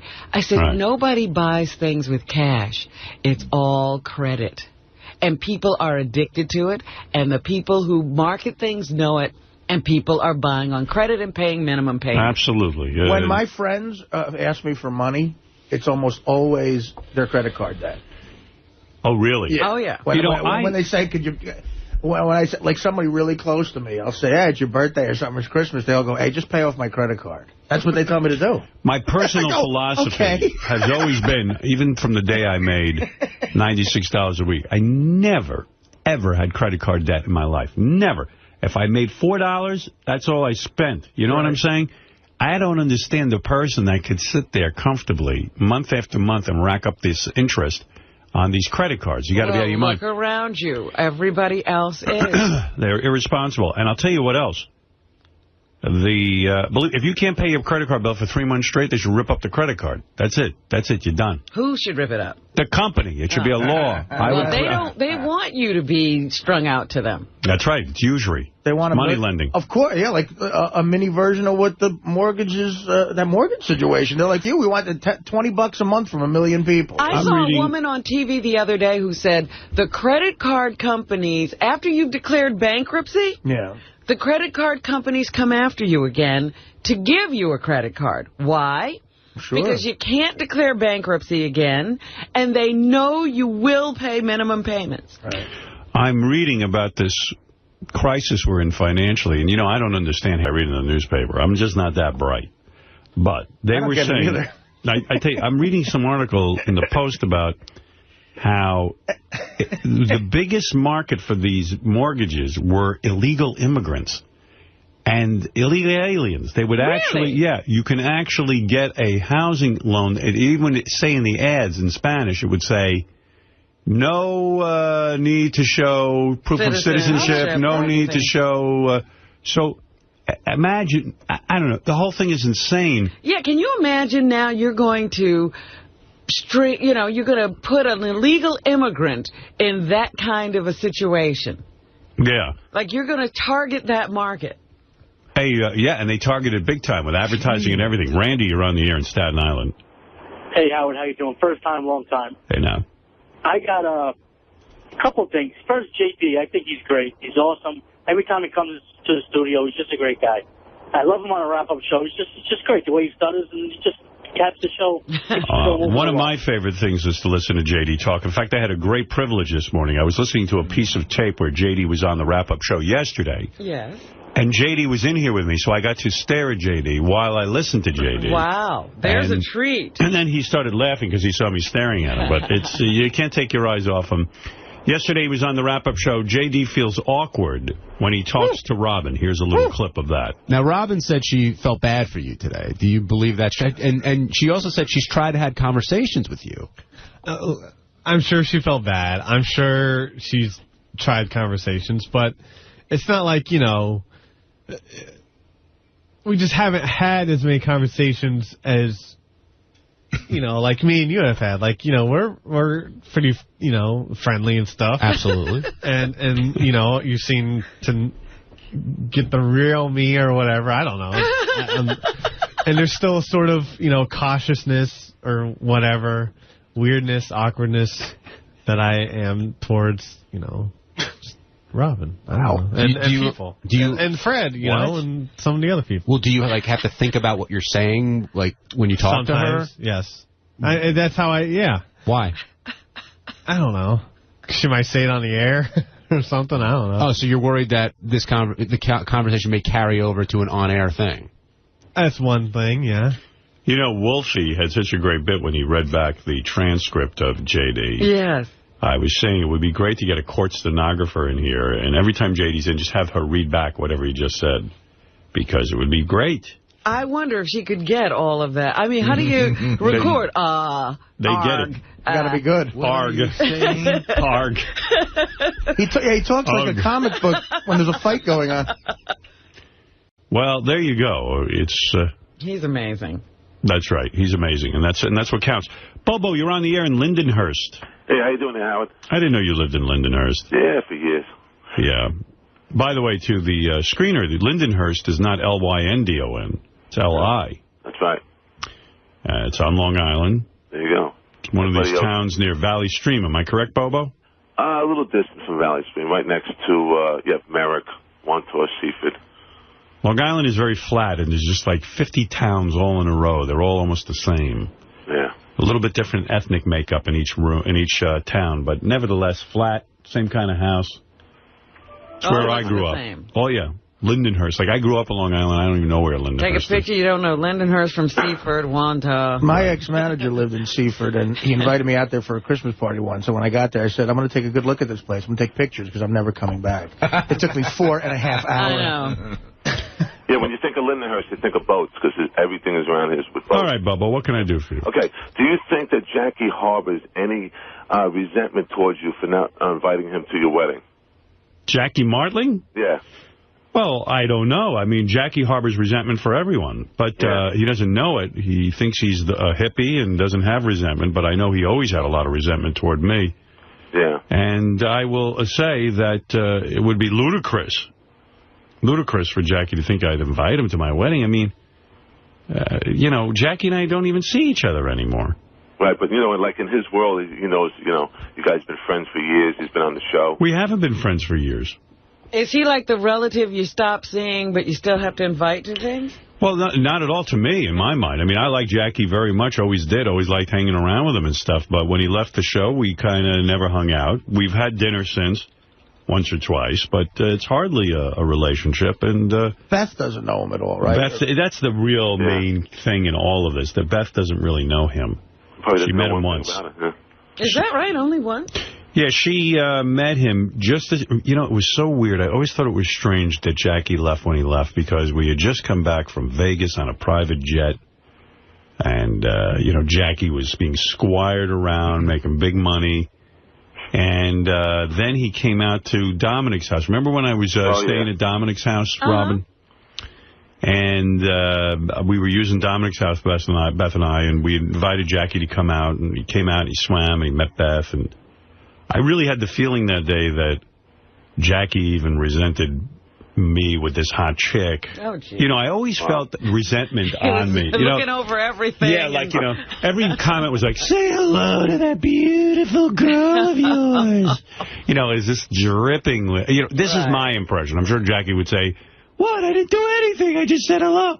But I felt always uncomfortable with anything that I might have had, because Jackie was counting in his head, like almost like he was entitled to a quarter of Beth. Right, you know, like maybe he should get a tit an or arm, an arm, anything. You know, like just. I want a tit. Yeah. Like a quarter chicken, she should be a breast and. I should be. Not you. So I remember he came over and he was drinking beer. At one point he had 2 beers in the pool. He was holding 2 beers, not one. Was he on a float? Couldn't drink fast And enough. even then I would watch him suspiciously and go, gee, when he's with me, he's got to make sure he gets his 2 beers at a time. Like he wants to get everything. It was clear there was a sort of a damaged relationship between you two. Well, you know what was It wasn't funny? healthy. Everything, we were looking at everything. I didn't feel comfortable. I would have worked with him had he signed his contract, and believe me, it was a good one. But, you know, he too many shenanigans. But what I was remembering now was he even collected water here. Remember, he used to take bottles of water in his beach bag. Because, you know, he just had to get extra. Anything. Everything. He was he like... used to drink like 50 bottles while he was here and then take some home. I used to clip waters from the Norm Show. I can't... I mean, it was unbelievable to me that he would clip the waters. Yeah. I mean, it was like... No, I got a long day, and I'm just going to put a few in my beach bag. And remember how much water he used to drink while he was here? He never drank water. But constant he used to water. Drink it like it was going out of style. Yeah. He saved all of his water drinking for here. And, you know, but whatever. And that was... So Beth met him that one time, and then he left the show, and we haven't been friendly since, really. And it's not that Jackie's not my friend. I mean, he's a nice guy. I like Jackie. He's a fun guy to hang out with socially, but... It'd be kind of silly to come to my wedding. I don't think he was expecting an invitation at all. I would imagine he wasn't. I think everybody else would be uncomfortable, too. Yeah, it would just be strange, and I know he'd be sitting there watching me. That should be mine. And then what table you put him at. Right, there would be a problem with that. Too. Yeah, that's the whole big thing. Everyone's going to have a problem, you know. I mean, and he'll instigate others to have a problem. Can you believe the table I'm at? But look at the table you're at. It was great looking at you through the pole. You know, wherever he showed up would be bad. Yeah, I don't need to be critiqued by Jackie. Can I do what the fans are going to do to save you the aggravation? Sure. You say this happened after you got back on the private jet in Vegas. Yes. So I know for a fact that year you were in Vegas at the beginning of February. You were at Dominic's in February. Did we go to Vegas in February? You did. You were out there because I was out there, this was during the summer that Jackie was at the house. So it had to be long after that. Yeah, that would have been after he quit. He quit March 5th, as you know. I don't know that, but that's interesting. You have it in your book. Right. March 5th. Yeah, but I mean, I don't associate it. I don't know. I just remember there was a time he met Beth and he was in the pool. Right. It was at Dominic's house, I believe. Well, Dominic has an indoor pool. No, but it was on the outdoor situation. That indoor pool, I don't think Dominic's ever... He has that to show people. Yeah, because it's never working. So he's like, he doesn't put any money into it. Why do you have a pool in your house and never make it work? Because he's not going to put the money into it. When I stayed at the Dominic's house that night before we went out to the Mohegan Sun, that's... Yeah. I drove out to Shelter Island with him. I was with him in his Bentley on the ferry to Shelter Island. It was like too much Dominic time. And that was when he was fat, too. So he took me for a big linguine and clam sauce. He didn't even see the plate. He was just eating, and the linguine would come up his stomach. And he showed me his indoor pool and the and then he go, oh, it's not working. It's not working right now. Covering it didn't work. Yeah, it's all green. And the water's green, Yeah, it was like, he goes, if you want to take a swim, I'm like, I'll swim outside, maybe. Yeah, no, it doesn't look inviting. It doesn't look healthy. Hey, Howard. He probably needs to put $100,000 into that thing. Yeah. And he ain't going to do it. I seen Jackie a couple months ago, right? And he's done after he's finished his act on stage, he wheels his suitcase off. So I thought he was going to take a trip or something. He comes out, and he opens up. He's got all his joke stuff he's selling. Hey, everything's $20. Yeah. I always used to say, Jackie has all of this junk with his name on it. Coffee mugs, And I guess it costs him about $5 to make these things, and he sells them for $20. And I said, who are the maniacs that go to these shows and buy a jacket? I said, they must wake up the next morning and look at the 2 mugs and joke cards, and they must look at this junk, and they must go, what did I do? What did I buy? It's never even like he got a good logo or, planned it out and designed it. No, it's just advertising after advertising slapped all together. But Jackie used to bust my balls back. You don't know people, man. They love this stuff. They eat it up. I only make it because they want it. And then he used to give it to us for Christmas gifts. Yeah, he once, when one of my kids was born, he enclosed a few mugs and joke books. And the Christmas and the nightlight. The nightlight for the boy, for the girl. A blue nightlight for a girl. He put about 3 milliseconds of thought into the gift. No thought, probably. Everything's $20, huh? Yeah. He goes, don't blame me. My wife got the nightlight. She thought it was funny. Great. I go, well, it was a scream over at my house. I can't tell you how nice it was for you to send me that. Thanks for the thought. Speaking of kids, Andy Bloom just had twins. You're kidding? No, our old program director from WYSP in Philadelphia just had twin, I don't know if girls, but I just read the birth announcement. Wow. Congratulations. Then he sent pictures of twins being just born. I mean, not even cleaned up yet. Are you kidding me? Still the mucus all over them. What is that thing? People are doing that. I don't know, man. It was a little, you know what, let him ripen a little bit before you send that picture. Yeah, give them a day. Yeah. Let them settle in. No one's in a rush to see that. Because you never know when people are going to look at a picture. You might be opening it while you're eating or something. I mean, sometimes the umbilical cord is still there. I think one's foot is still in the vagina. They're just stepping out. Yeah. Barely got the foot out of the vagina. Andy's snapping away. I'm just testing Earth. See if I like it. Yeah, so congratulations to Andy Bloom and his wife. I wish if I had my computer and I knew how to, I have my computer here, but, I don't know how to open it up from here. Oh. It never works from here. I'd show you the pictures. Hey, Howard. Yeah. How about getting Howard TV to put the infamous Dominic Barber's Mayday call into a cartoon? You think they could do that? You know, it's funny you said that. I said that to Beth about 2 days ago. I said, I was walking around with her. That'd be funny. And I was walking around going, Mayday. Everybody does it. I said, I got to make that into a cartoon, but I don't know. We'll see. Okay, cool. Dominic in his underwear and his captain's hat. Yeah. That Kevin Lofton can do anything. That guy is good, man. Yeah, I think you need our narrative with it, though, if they make it into a cartoon. You know, all the funny jokes. Right. Oh, right. Yeah. All right, thank you, Bobo. All right, thanks, Howard. That's Bobo from Lindenhurst, out there on Long Island. You think of boats when you think of Lindenhurst. I didn't know I was supposed to do that. I didn't think of it at all. I didn't even know there was water near Lindenhurst. Seaford's on the North Shore of Long Island. Yeah, from my manager living there, he lived right on a thing that looked like a canal, lagoon. Well, the North Shore of Long Island is much more beautiful than the South Shore. Oh, it is? Yes. I mean, the South Shore is flat, and North Shore, they got all the dough. You know what I mean? The do-re-mi and this Why hill. did they go north, those people with the money? Well, it's I don't know. I don't even understand it. Rich people look at what's best and they take it. Right. Nothing good on the South Shore. That's the weirdest thing about where I live, Hoboken. I said Seaford is on the North Shore. That's what I just said. It's on the South Shore. What? It's on the South Shore. Well, is it? South Shore. Seaford is the South Shore? Well, Bobo just said it was near him. Oh. Yeah. Seaford. Seaford is considered the South Shore. You got that right? Yeah, he's right. That's what Doug and John Hein are saying.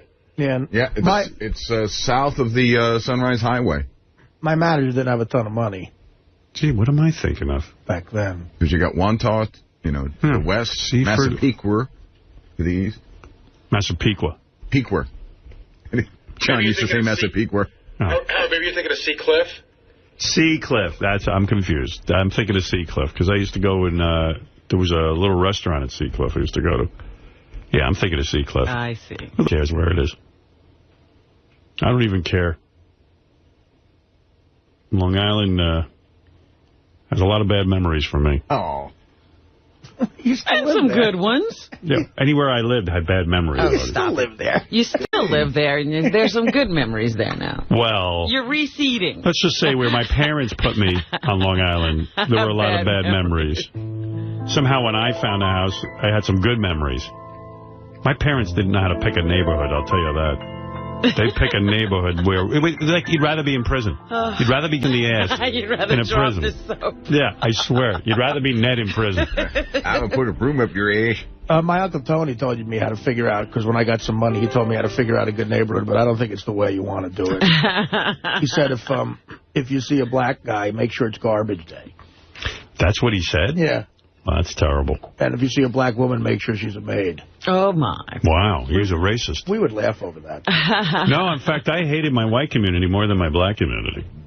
I hated Rockville South. You got kicked out of here in the black community. Yeah, but it was worse in the white community. They rejected me. Oh, you'd rather deal with rejection than getting attention, but it's your ass kicked. I told you, getting my ass kicked, at least people were interested. At least he was special. I was special. In the black community, I was always paid attention to. He was important. He was like the ball in basketball. You couldn't play without him. In the white community, I was ignored. It was almost as if I was a They didn't lummox. even have a use for him in the white. I was a lump. Don't you guys want to kick my ass?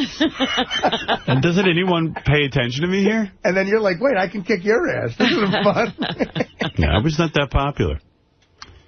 And we were trying to get out of J.D. yesterday what his high school life was like, but we couldn't. Can you imagine really the horror of J.D. trapped in high school? Horror. Had to be horrible. Like, he won't even let us in. And, No, he won't. I guess it was so horrible he doesn't like to revisit it at all. In the black community, I was like Eric the Midget. In the white community, I was Scott the Engineer. Oh. Wow, let me think. Who would I rather be? Definitely Eric. Yeah. At least Eric has a type A personality. Yeah. He does. I mean, like, he's got a lot going on. I'm on a lot of stuff. Loyal guys. Oh, wait, here's my dad. My dad's all worked up now. Hey, Dad. First of all, hello, Howard. Hi.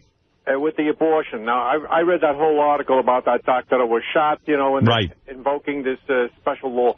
The point of the matter is, most times on a late-term abortion, it has to do with medical problems. Right. It's not some kid that's getting an abortion.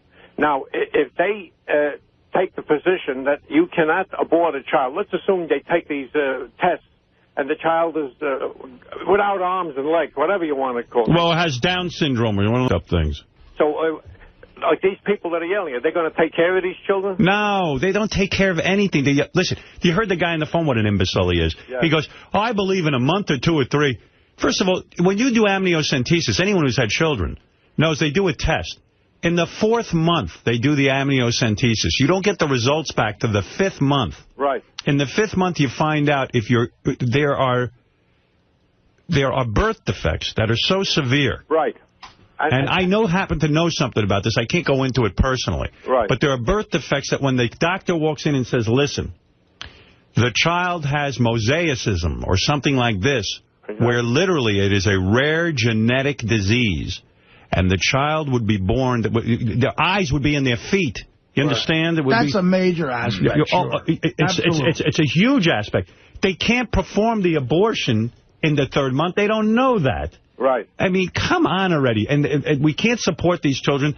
First of all, you should see where these children live. The poor ones, they have no medical care. They have no facilities to care for these children. And people are screaming, oh, the late-term abortion. You've got to be kidding me. Well, at that point, you're saving somebody from a life of torture. You're talking about some cuckoo religious fanatic. These people take these children, they put them in some kind of an institution. Right. And nobody knows what's doing with them. They don't care about them. The parents don't take care of them. They hire a staff, and the staff puts them in a filthy diaper, and they live there the rest of their lives. Don't blame the parents. They can't take care of them. No. It's impossible. They can't. So they want to prevent late-term abortion. I tell you, these dopes in my audience. You know, I don't understand. I mean, about all this religion. There is nothing anywhere written in the religious concepts about abortion. This all came up with some cuckoo birds who think that you're killing people. By the way, these cuckoo birds, they think they're people, number one. And number two, once these people are born, they hate them all. Right. Now, this doctor... Right. Nobody can get along with anybody. Right. And, who are you voting for? Mind you, look what this state went through. They determined there's a law where you could have a grand jury if the people vote for it, and they could bring a grand jury and bring this doctor up on charges. Right. Did you hear about that? So I read the whole story. Yeah, I'm talking to Robin. I mean, it's unbelievable. I didn't go into that aspect of it. It's in Kansas. I mean, it's a law like the law was originally put in case the government is corrupt. So the people had a right to ask for a grand jury so they could get a corrupt government out in the state. Yeah, they're trying to throw this guy in the jail. They're railroading. Yeah, and some guy happened to come across this. He read this thing through, and he said, boy, here's a good way we can go attack abortion by making a grand jury determine that this doctor is a criminal. Right. Well, you know, this doctor is so brave. Imagine getting shot in both arms, and he's still working. He's still willing to do it. I was listening to you about with this merger. I have never, I read the business section for many years. Right. I have never heard of there's a merger going on with all these different concepts that they have put onto this merger. Drug companies get together. Nobody tells them what to charge. All kinds of companies, they merge them right up, and there's no rules or regulations that come out. It's business. America is business. We're a capitalistic society, and you're allowed to go into business. You're allowed to merge with businesses, and you're allowed to buy businesses. Yeah, unless there's a genuine monopoly, and the Department of Justice said it wasn't. And this is unbelievable. Like, my father just mentioned drug companies. This is something people need. And he's right. Nobody tells them what they can charge. Nothing. I have never read, that's right. I have never read anyone say, listen, this drug is $300 a month. This Senator Brownback who came out and was calling Mel a liar and this and that, you want to take this guy and shake him. I feel that this guy is on the take. That's what I feel. They're all on the take there. I have never seen such corruption in this country before. I know. It's ridiculous. And they do it through these lobbyists. Yeah. They give them money, and they can get them. They're like puppets. Yeah. And all they do is they voice whatever. The lobbyists tell them what to say, and that's what they say. Well, how do you think these senators all end up rich? These are all guys who are public servants. They shouldn't have a dime. They wind up in an issue they have absolutely no interest in. No, some of them do. Now, one thing that's really driving me crazy, if you see what's going on in this country, they're worrying about inflation, they're worrying about the economics, they're worrying about the war. And mind you, that these people are spending time on something this trivial, unimportant.